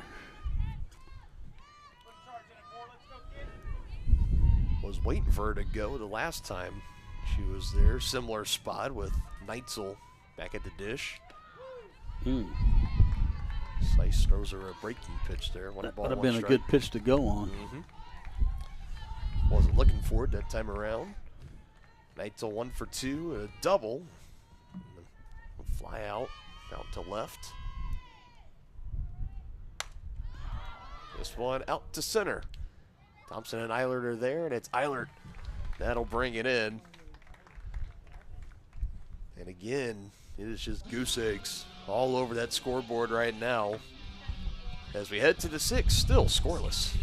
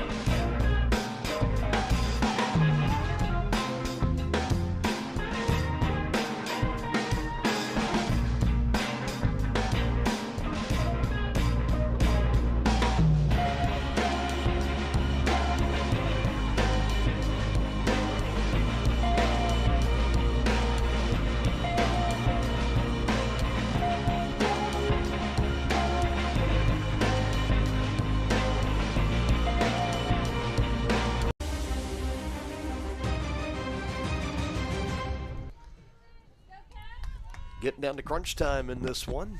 Started the 6th inning, still looking for our first run.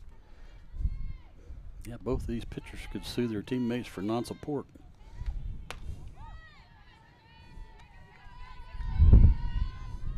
Off middle of the order, Henderson, Banks, Seiss, 4, 5, 6. Henderson's 0 for 2 on the day. Called strike there, even count, 1 apiece. This has the makings of a game right now of whoever scores first could very well win this game. You know, a lot of people that could be scoreboard watching, especially if you're a fan of KCK, Neosho, or Cowley. Could be looking at this game, and if you're any fans of those teams, you could be rooting for Coffeyville to come through here in Game 2 after dropping Game 1, 3-1. Pulled hard, but foul.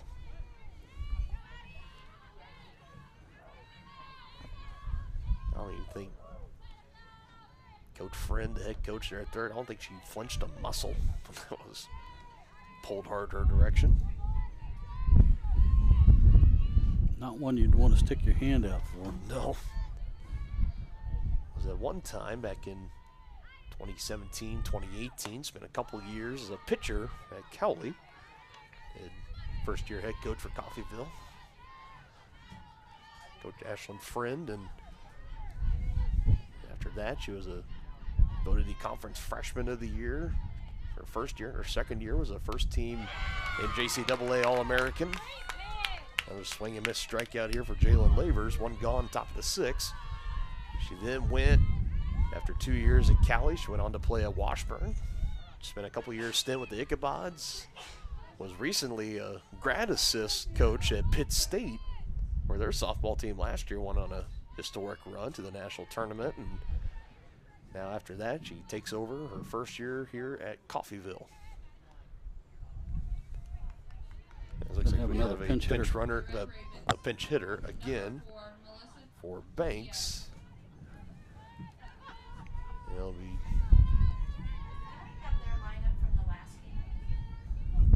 Thames again. Number 4, Thames will be the one to step in. Second time that we have seen Banks be pinch hit for. She was like that in the first game. It was Easton that came in. It was a bases loaded scenario with 2 gone, and Easton grounded out to end that half inning. Or it was 1 out. She grounded out, and the fielder's choice. It was a throw to home, the force at any base for Johnson County, and now she puts this one over to short. Easy play for Carter. She makes that throw in her sleep, I imagine, at this point. And there's out number 2.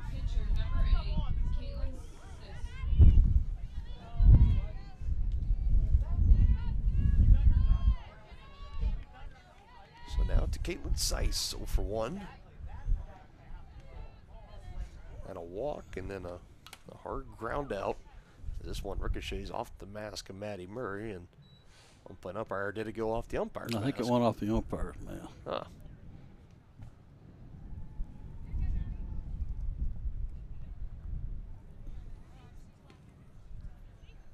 Well, going out, checking on Murray. It might not really have went off mask of Murray, and the umpires. Yeah, giving her some time. Yeah, I was asking for one of the trainers go out and check on her. Murray's tough. Oh, good, yeah.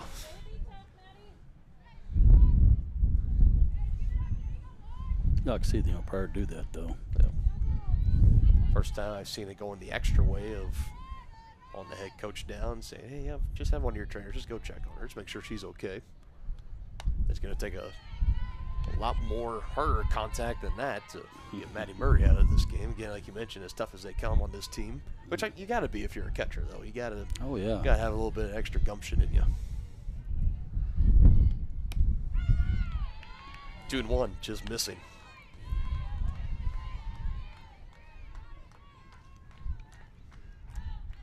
You wear all that protection and it's good, but it doesn't protect you from every single foul tip. And even when it hits on that equipment, it does not feel great.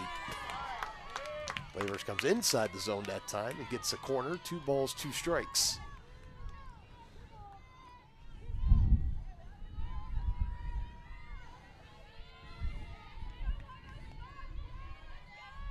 for her 6th straight scoreless frame. Here's a 2-2. Fouled away off the net.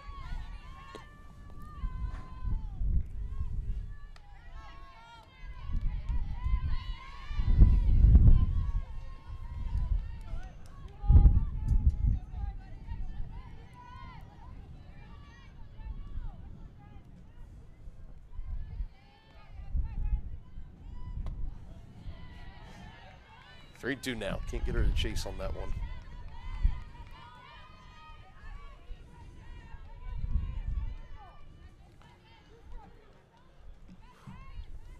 Be a good time for a punch out. Oh, nicely done. Neitzel handling it Wow. nicely and over. I don't call it the hot corner for nothing.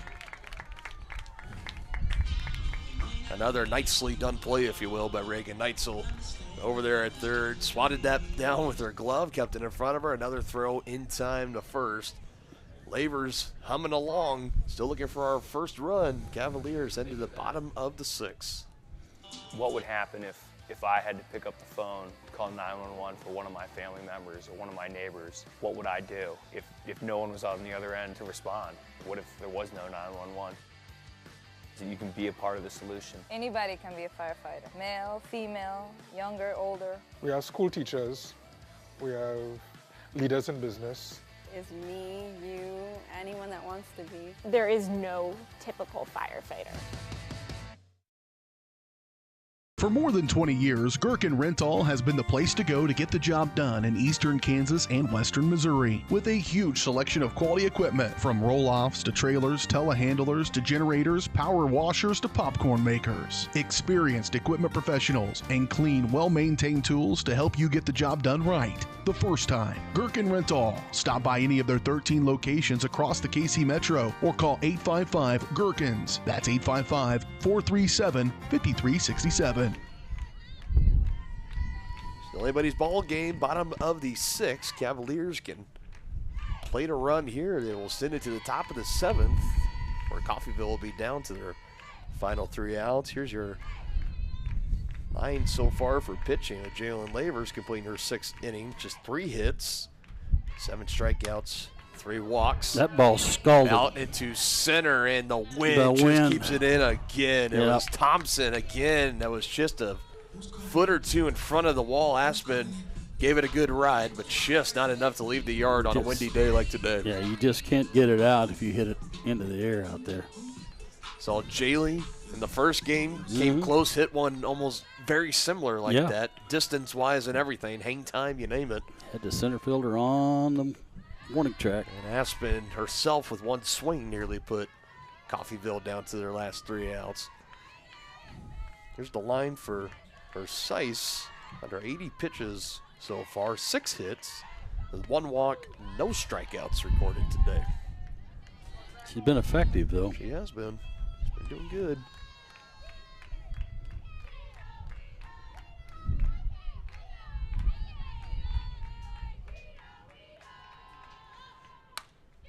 There you go. That's over the glove, and it That's stung gonna into the gap. Murray turning around first. She's heading to second, and that is Huge huge. The 1-out double. So Cavaliers, both batters have put the ball deep into the outfield. That one was stung into the gap, and as soon as it was over the outstretched glove of Roberts at short, it was no doubt it was extra bases all the way for Maddie Murray.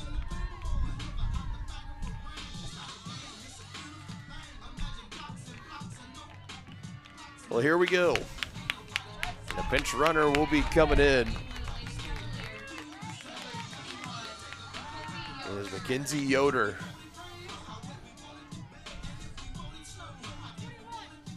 Tip of the cap to Maddie Murray. Yep. Without a doubt. He's been big.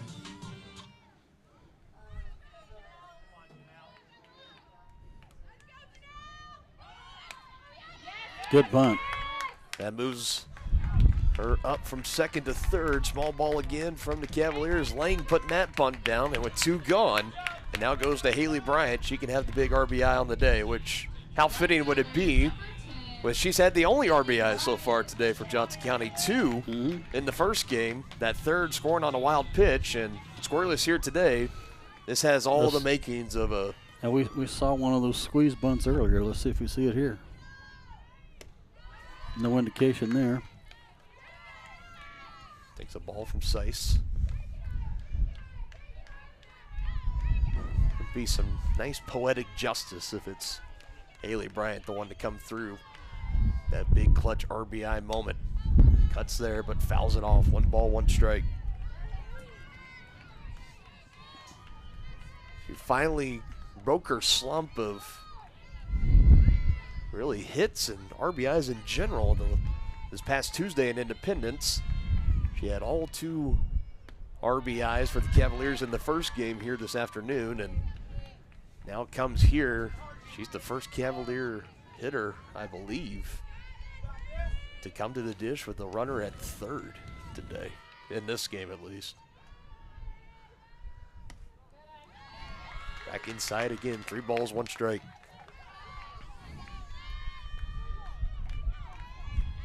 You have Katie Kolaric waiting on deck.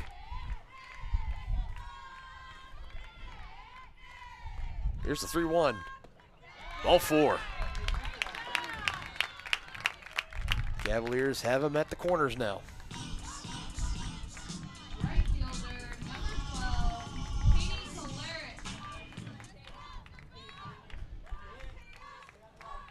That's Seiss looking around, little frustration about something. Now some signals relayed here for Esom, and here we go with Kolaric at the dish. 2 gone, runners at first and third. And a first pitch strike.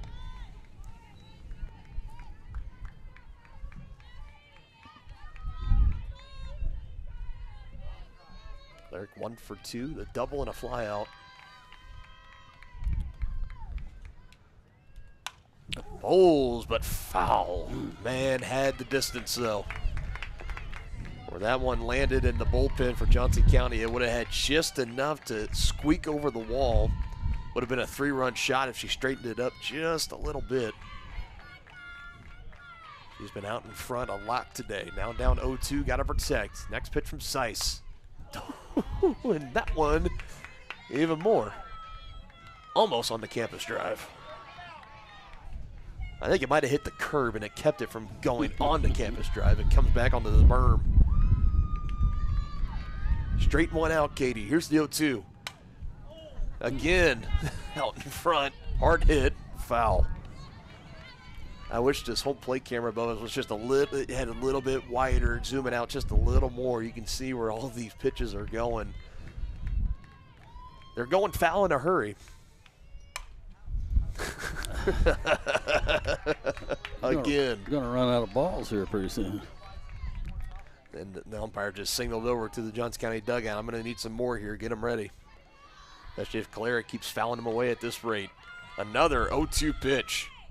Upstairs. Oh, and a hard hit off the backstop. Oh, and a Yoder wisely stays at third. Bryant, go ahead and move up to second.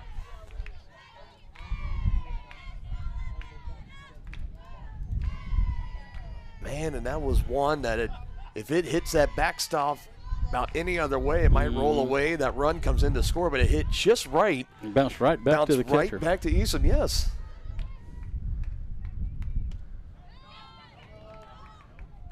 Did she go? She did not. Whew.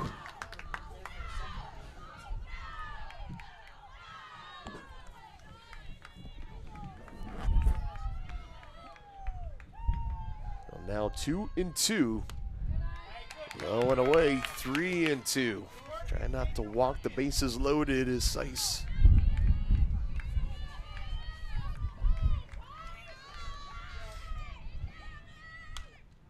A woman pulled foul. She's death on those inside pitches. She is.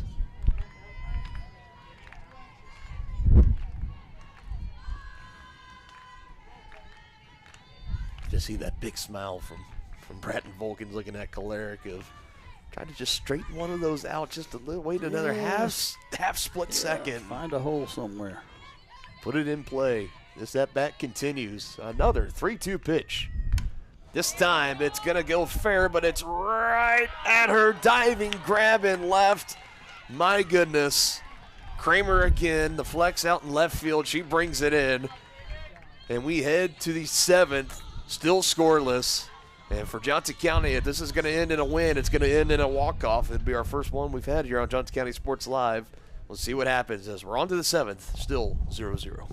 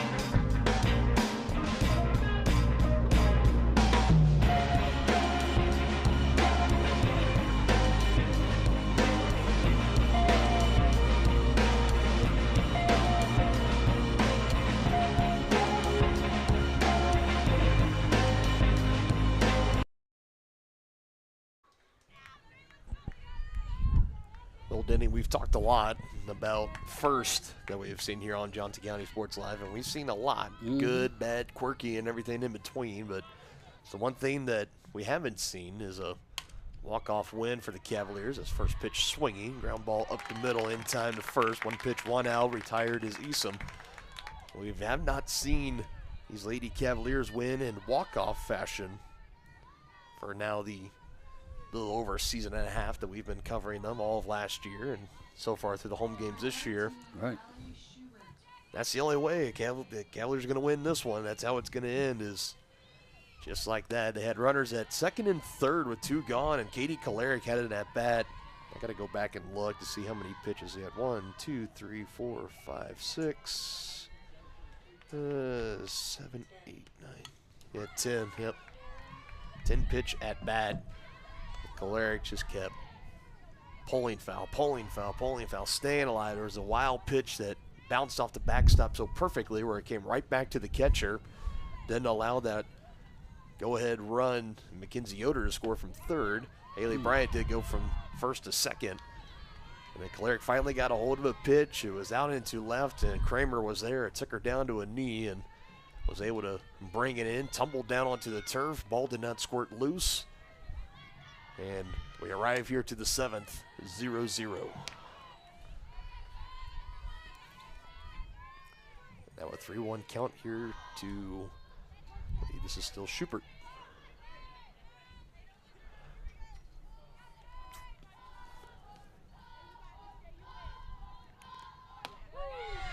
Gets the call. Baseball game just wrapped up after 7 innings. The Cavaliers sweep the Conquistadors today. They beat them in Game 2 by a final of 18-2. Wow. Dominant performance for Coach Warner's squad. Had her fooled. Man, oh man. All the offense over at the baseball field today. That's it, yep. Not sharing with us today. No. I'm sure those guys have been using the advantage of having the wind blowing out into left center today, whereas we've been dealing with it blowing in. After seeing a dozen home runs combined last week, with 11 of those going to Johnson County in the doubleheader last week against KCK, we've had none today. We've had a couple that have been close, warning track power, but yeah, I think that one that Bergerhardt hit would have definitely gone. Oh, yeah, and the one Jefferson had in the first game, that would have gone as well. Yeah, it had a really good chance. No one from Coffeyville has really put a charge into one that has made it close. Now, maybe on a non-windy day, there's probably 1 or 2 that go over the wall. That one foul tip, so 0-2. Lavers has all the leverage here against Titus. It was no secret. Everyone saw the forecast. Everyone saw the wind, felt the wind, heard the wind all through warm-ups, and knew that trying to play the long ball was not going to be the route of choice here today. We've seen a lot of small ball, seen a lot of good pitching, and good defense. Yeah, runner up. As Lavers just continues to chug along, man. She has been stellar today. She ties her career high with 9 strikeouts to 3 walks, and the Cavaliers have a chance to walk it off, send these fans home happy. We head to the bottom of the 7th.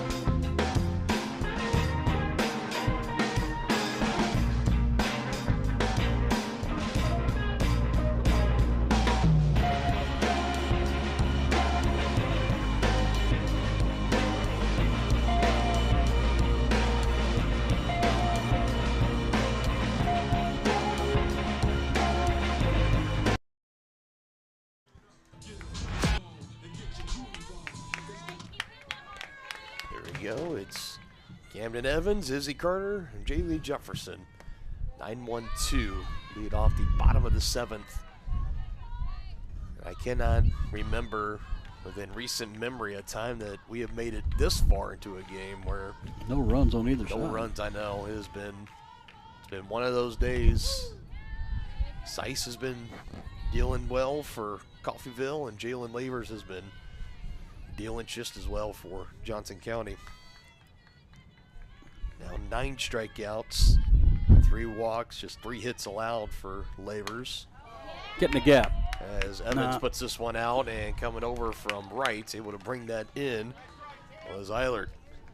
Solid contact. Till Denny wanted it to get down in the gap, but that's out number 1. 2 outs away. If no runs come in, we will go to extra innings.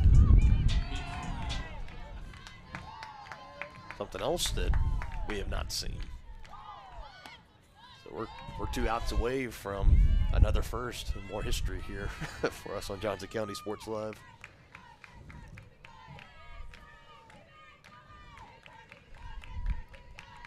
Back to the top of the order is the Carter 0 for 3. And there you go. That one. There's our first hit of the game 2. It's a 1-out single. Go ahead run is aboard with the speed of Izzy Carter. So now Jaylee will step in, and her last 2 hits have come via a bunt. Mm-hmm. Do you think she goes to make it 3 in a row, Denny? I wouldn't be surprised. You got good speed on the base pass, and she's been successful the last 2 times. Infield is expecting it. You can tell playing in is Schubert over there at third base. She's crowding in. Got Henderson playing in as well.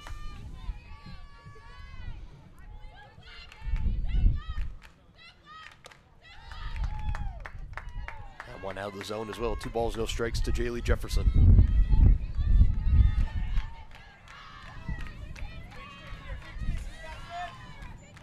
Cavs looking for that big breakthrough moment to walk off. And there you Jefferson puts it down, and it will go. Make it 3 bunt singles in a row for Jaylee Jefferson. There's 2 aboard and 1 gone for Johnson County.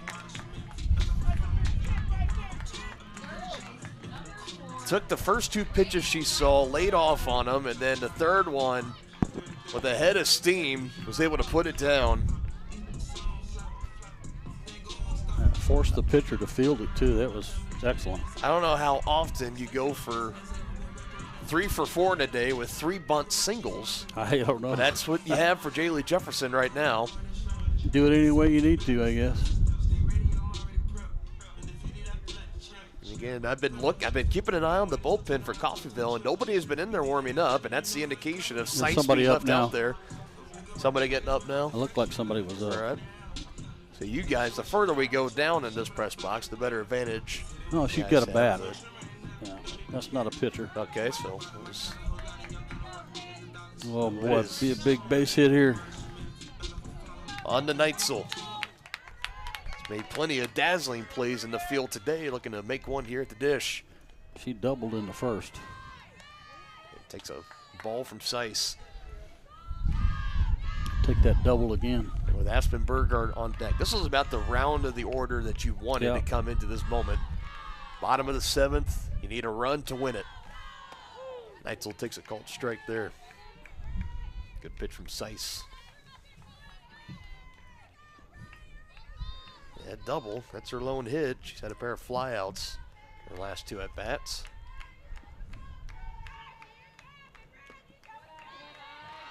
One pitch misses low and away. Now 2-1. Burgard currently on deck. Feel like it's closed in on just a matter of time. Fly out into center. Thompson is there, and is it deep enough to have her tag? It is not.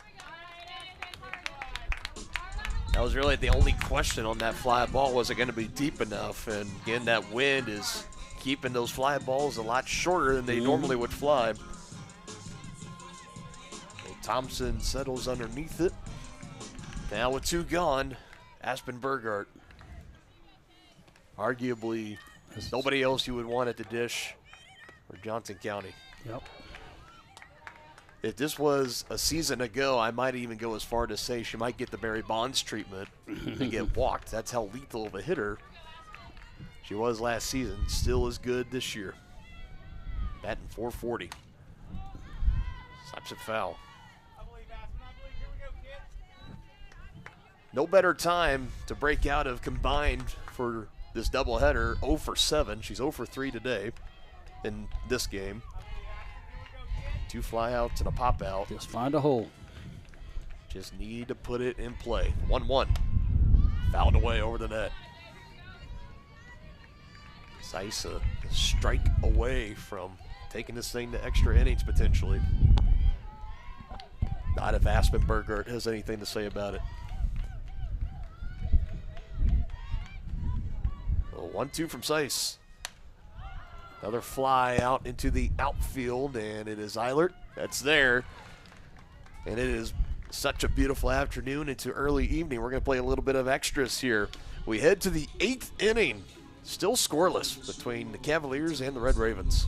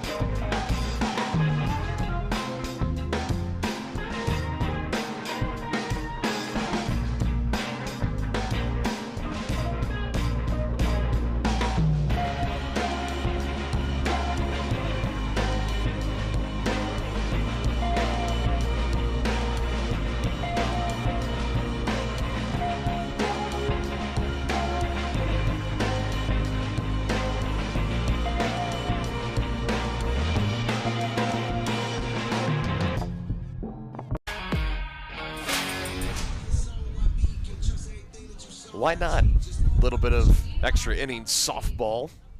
Baseball's already wrapped up their doubleheader with Dodge City. Cavaliers gets the sweep.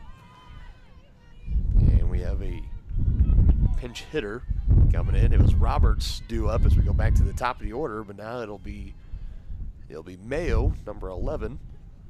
She'll come and pinch hit. Adley Mayo, a freshman out of Caldwell, Kansas. On in a big spot here, trying to lead off, helping our team out here in the top of the 8th inning. Yes, don't adjust your TV antennas with tinfoil on them whenever it is. It is the 8th inning. We go along. It's a little inside joke for all of us here in the press box, but first extra innings game here this season. Didn't have one last year either, so this is the first of its kind on Johnson County Sports Live. The last time the Cavaliers found themselves in an extra innings game, I'll have to officially go back and look. Off the top of my head, I go back to the Region 6 game last year against Kansas City, Kansas.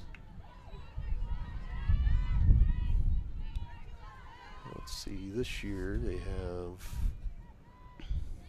do have one extra inning game, 2 extra inning games under their belts. They had one back on February 21st in an 11-10 loss to Pearl River Community College, and then another one March 13th in a 11-8 win at Iowa Western Community College.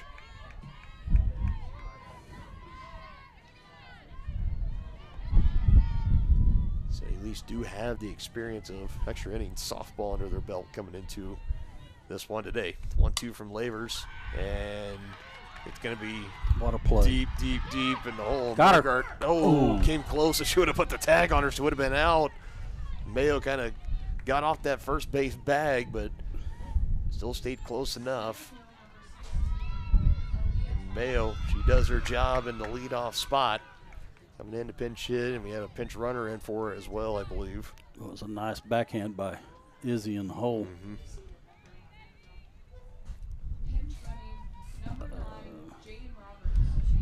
11. Yep. Roberts back in. She takes over at first for Adley Mayo. Mayo does her job. Handoff, man is aboard. Go ahead. Run is aboard for Coffeyville.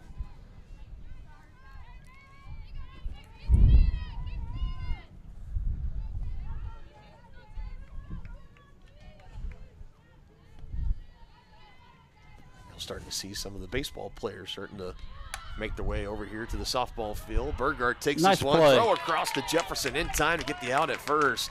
That is a nice play indeed. Whoever said that out in the stands. Right fielder number 1, Brea Elert.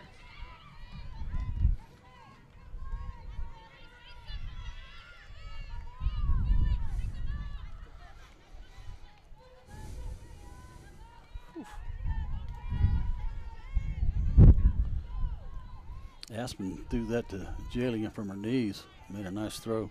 She did. Roberts moving up to second, now in scoring position. First pitch fouled away here for Eilert.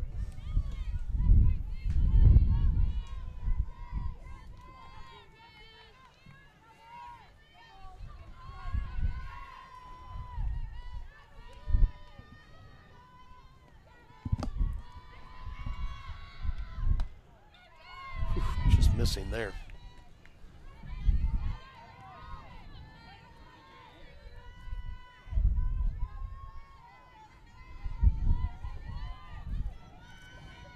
Somehow have made it all the way to the 8th inning with no run here in extras. 1-1 from Lavers. That misses the zone as well. 2-1. That pitch count, again, not the official scorekeeper. I got her at 117. As, if needed, could turn to either Brielle or Elsa Carrillo, one of the two. Both made appearances in the first game. Brielle only had 66 pitches after she had to start, and Elsa Carrillo had like under 50, I would think. Had to go dig up the pitch totals from the first game, and I can tell you the Lavers looking to stick it out there.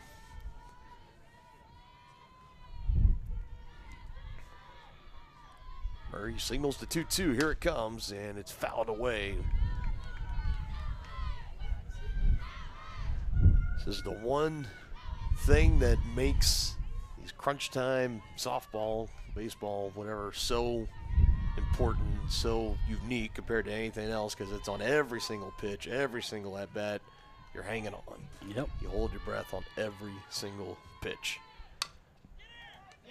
Neitzel in fair ground, but it's called foul. Foul ball called for quickly by the home plate umpire, calling that play dead. Nicely done. There's been a couple times this year where we've had plays like that where they've kind of let the play go out and then call it foul or whatever at the end. And well, I applaud them doing that in the NFL or college football or whatever, and baseball or softball if they need to make that call apparent right away. Jammed, and Lavers will take it herself. No problem there. She retires Eilert. First base number 26, Kaylee Henderson. Labor struck Henderson out her last time up. Take another one of those.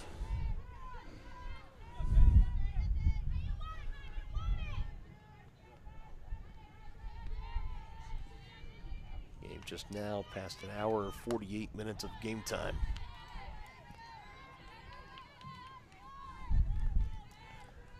Game one only took about an hour and a half, 90 minutes or so. One thing that helps the game move by fast is not scoring any runs, which that's exactly what we've had here in game two. Gonna need a hit to bring her home. Henderson also found herself in a 2-out at bat, runner in scoring position. She struck out swinging. Lavers would take that again here, but she's behind. It's now 3-0. And no, here in JCAA level, there is not that ghost runner rule or a runner at second to start extra innings. Roberts worked her way there, was pinch hit for by Adley Mayo, who had an infield single, and then Roberts moved over to second on a sacrifice bunt. Lavers gets the zone there for a called strike, 3-1. Now to Henderson. Come back and get her. Lavers is able to record another strikeout. It would set a new career high for strikeouts in a single game. And she has battled back as this one is fouled away into the visiting batting cage. A full count at 3-2.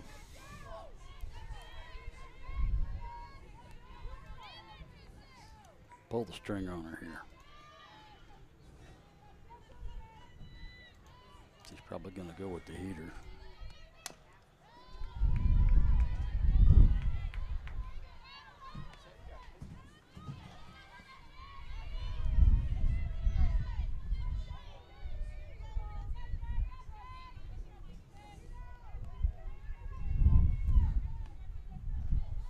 Looking to come back and get her. 3-2 again.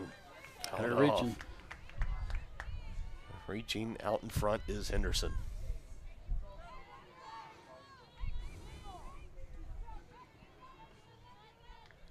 See that golden afternoon hue starting to paint the field here at Johnson County Community College. Approaching the 6 o'clock hour, and it's upstairs, ball 4.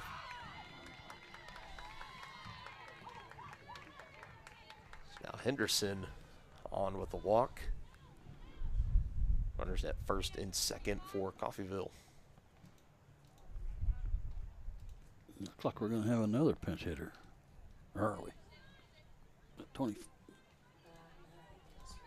25 is Banks again. Yeah, okay. She was pinch hit for her last at bat. But now she's back in the game.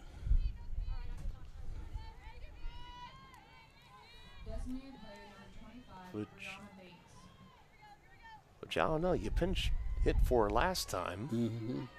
That's why now I was a little confused. You put her back in. Interesting. It's not like it's a righty-lefty thing. Right. They're going to appeal to the umpire in the field again. He says she did not go around. And Murray will not hesitate to ask for the appeal.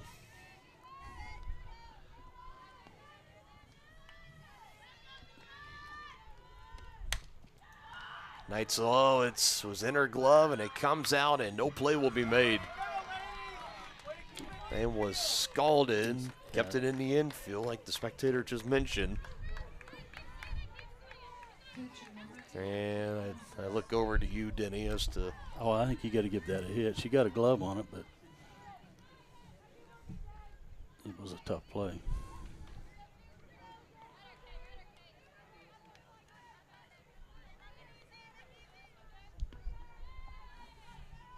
Bases are loaded.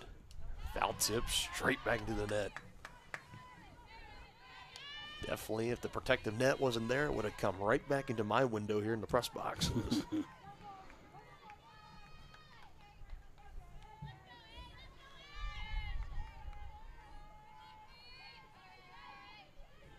Big spot here for Seiss, the opposing pitcher.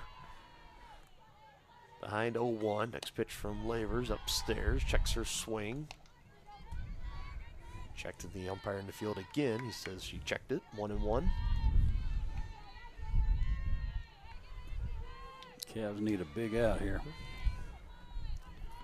Nice at a walk and back-to-back ground outs. That's been her day here in game 2. 1-1 is popped up. That gets up out of play our way. And I love seeing, as soon as the baseball game is over, the baseball players coming Isn't over that nice? and taking in Yep. this game. Good one to catch. It's not too often you get to sweep the other top team in your conference on the day, put up 18 runs on them in game 2, and then come over and watch your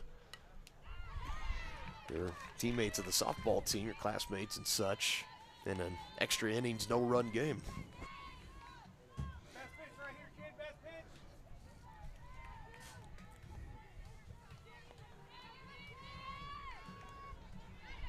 Big moment, big spot here. 1-2. Fouled away. Excuse me. He just about had that buyer. Made a cameraman flinch. That was about it.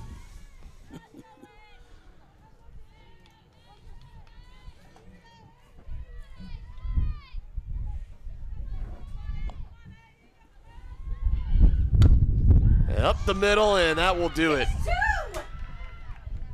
So that brings in the go-ahead run on the hit. That brings Roberts in to score. And Seiss has come through for her team. Coffeyville takes the lead 1-0. Yeah, that was a little bit of a misplay because they had the force at second base available.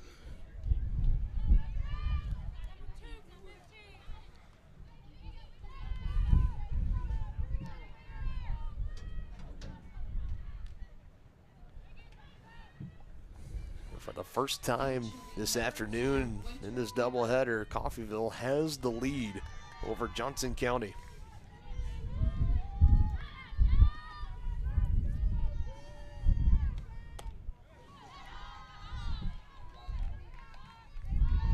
You mentioned the force at second. That ball was hit fairly hard enough up the middle that I think if you had time to throw to second, you erased that throw from scoring. Yeah, she would have been out. You've been out of the inning.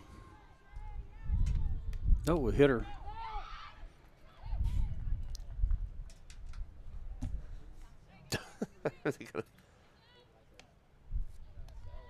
Oh my! Now this is the first time I've ever seen this. They're making her take the glove off. They're going to check and see if it hit her, and it did.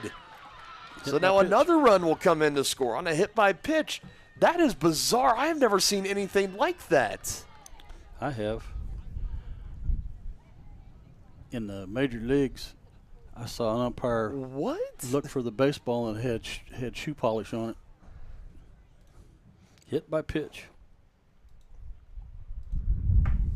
Now, Jobbery Bratton Vulcan's out trying to plead her case, and the pitch count starting to get up there for Jalen Lavers. Her day could be coming to a close, but I think she's trying to argue right now. You know, that's a new one for me, Denny. I have not seen that. I'm not saying it's uncharacteristic or whatever, but man, oh man, I have never seen the take the glove off and show me where it hit you on the hand. And well, see, that's where wearing the armor would hurt you because you couldn't see.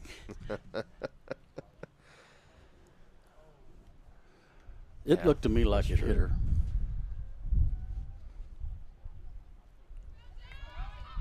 So maybe she could be arguing too if it got a piece of the bat first, but again, I mean, it's really hard to tell on kind of what came first, the chicken or the egg kind of thing of it hit the hand first and then bat, or then bat then came up and got a piece of the hand. Draw that, it's 2-0 Coffeyville. Well, the Cavs are going to have to come back and get that walk-off if they want to win this one. And this was a doubleheader that coming into today, you know, I again never want to say the term it's a must-win. You have to win it. But it was a doubleheader that had all the makings for Johnson County to handle their business. Mm-hmm. She's been playing these doubleheaders against teams in the bottom half of the conference. This game, Coffeyville splits, holds on to this 2-run lead. It will be an upset.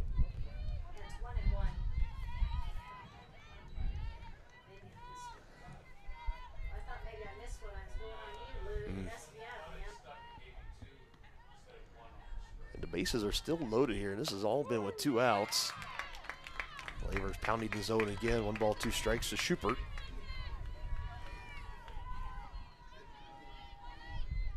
Was the big RBI single from Seiss, and then a hit by pitch to the next batter, Eason, the catcher.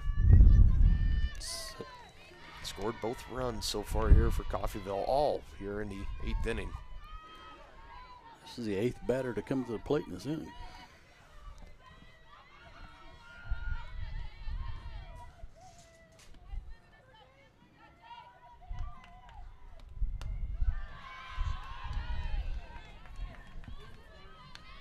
Pitches, having a hard time trying to hone in on that zone for Jalen Lavers. Got no place to put her.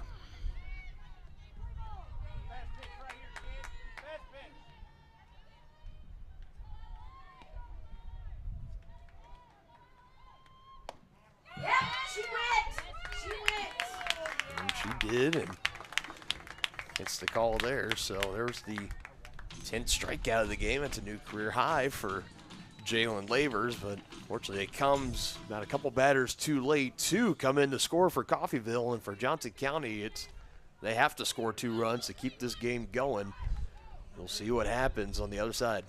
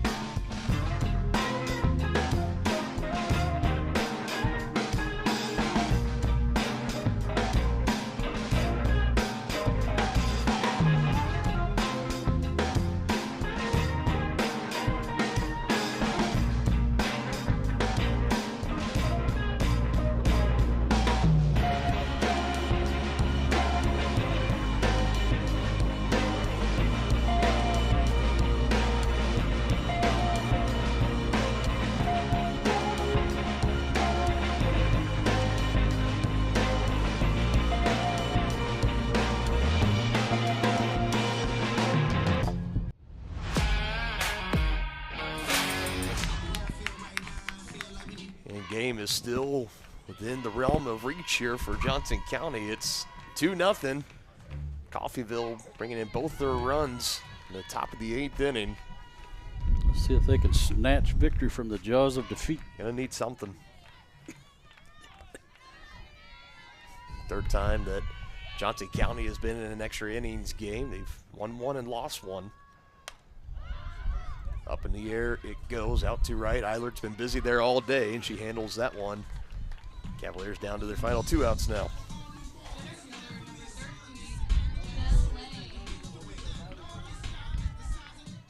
Janelle Lang up next, Haley Bryan on deck. Either of them able to get on, they'll bring Katie Kalerick. Effectively batting cleanup this half inning. Seiss has been going the distance today for Coffeyville, too. She's pitched the gym. 115 pitches for her today. Anytime you shut out the Cavaliers, you've had a good day. And she's done it all so far with no strikeouts. I know, that's what's amazing. 2 walks, no strikeouts, 9 total hits. And obviously, no runs. Yeah, no timely hitting for the Cavs in this game. Left a lot on base.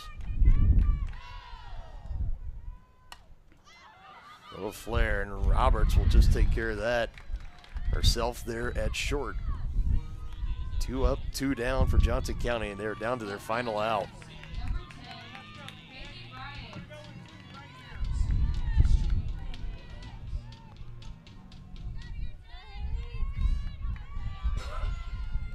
I think they've left 11 on base. And that one able to get by the diving glove of Roberts. Slow roller all the way to the wall. Haley Bryan on her horse. She's chugging around. She wants 3. Here comes the throw, and she's in. Momentum does not take her off the bag. Kept that left foot planted promptly on third base. And the tying run comes to the plate with Katie Kalerick. Ooh, Denny, was I the only one just holding my breath when she was rounding around second into third? Yeah, I was too. Usually the old adage is you don't want to make the first or the third out. No, that's taboo. Third base.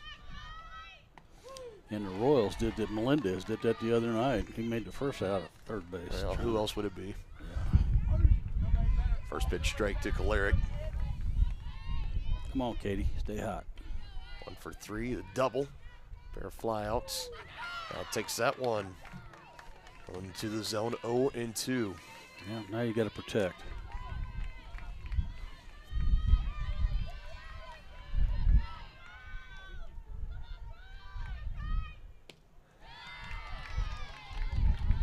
Cavaliers 6-game winning streak on line, and this would be another game dropped in conference play. It'd be their 3rd straight home doubleheader that they have split. This one would really hurt. This would.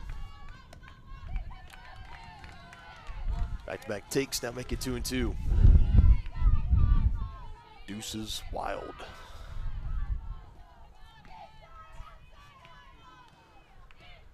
Two from Seiss. Yes, fair ball. And it goes down the line, and Choleric will round around. She wants an extra base hit. She pulls in the second. Now base and hit the Cavaliers have cut the deficit in half. Oh, baby. Woo-hoo. No lack of drama or suspense in this game, folks. I can tell you that much. Second double of the game for Choleric. That one, an RBI attached to it.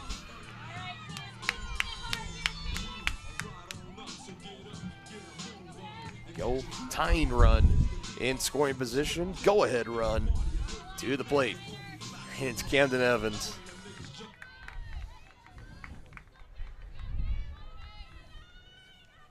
She can come through here, be the biggest hit of her collegiate career. It's out into left, tracking it down, and able to bring it in. Kramer, one pitch was all that was needed.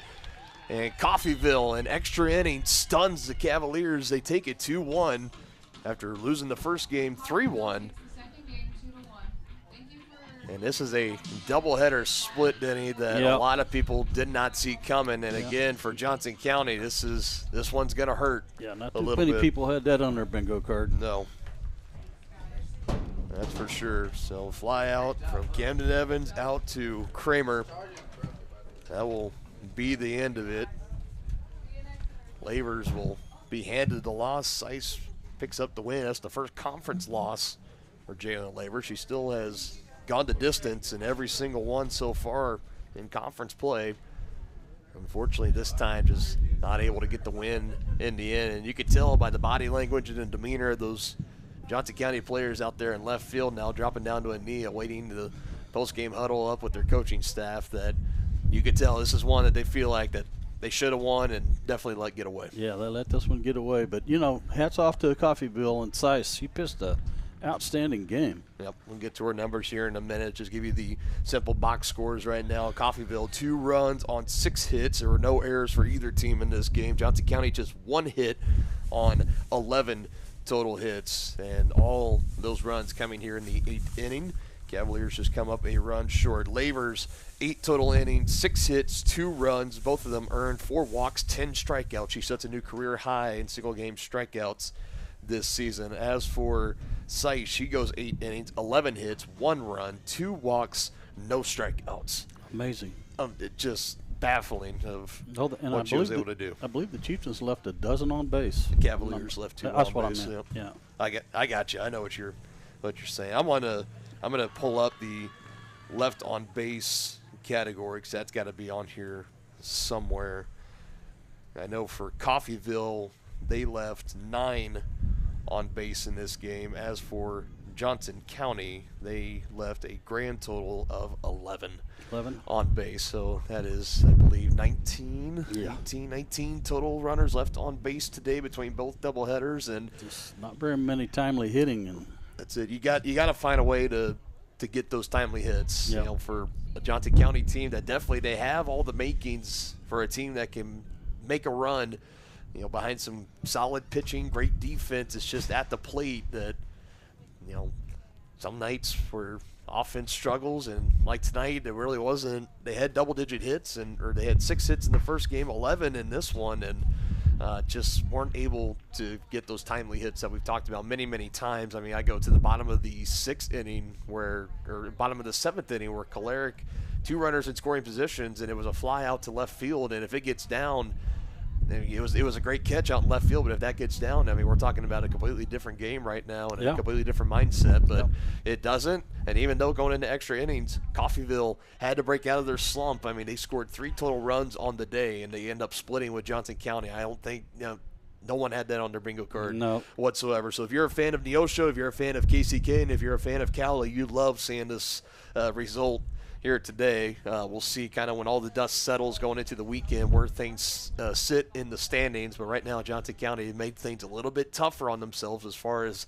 having the regular season crown in the KJCCC, as I think at best they can still be in a tie for second place, and instead of exiting today with a potential tie for first place. But that'll do it for us here today. Extra base hits. Katie Choleric had 2 doubles. Maddie Murray had a double. Reagan Neitzel had a double. A triple from Haley Bryant here in Game 2. And no extra base hits for Coffeyville. Just another one of those games where it is what it is. You take it. We move along. Offense was at a premium. Again, Johnson County won the first game 3-1, and then Coffeyville takes game 2, 2-1. And Johnson County will be off the rest of the weekend. They will be back at it on the road on Tuesday at Highland, and then back here in a week's time as they host the other, one of the top 3 teams in the conference currently coming into today on a 3-way tie for first place. They beat KCK in the first game. I'm talking about Neosho County. We'll host the Panthers next time we see you here in a week's time on Johnson County Sports Live, and then on the road that following Saturday at Allen, and then back here in 2 weeks for a doubleheader against Heston. So we're talking about the final 4 games, 4 doubleheaders, 8 total games left in this regular season for Johnson County. We'll see what they can make happen with them. But that'll do it for us today alongside our entire outstanding crew here at Johnson County Community College at Johnson County Sports Live alongside Dennis Drayton. And I'm Dylan Funk saying so long, and we'll see you in a week's time here on your home of the Cavaliers, Johnson County Sports Live.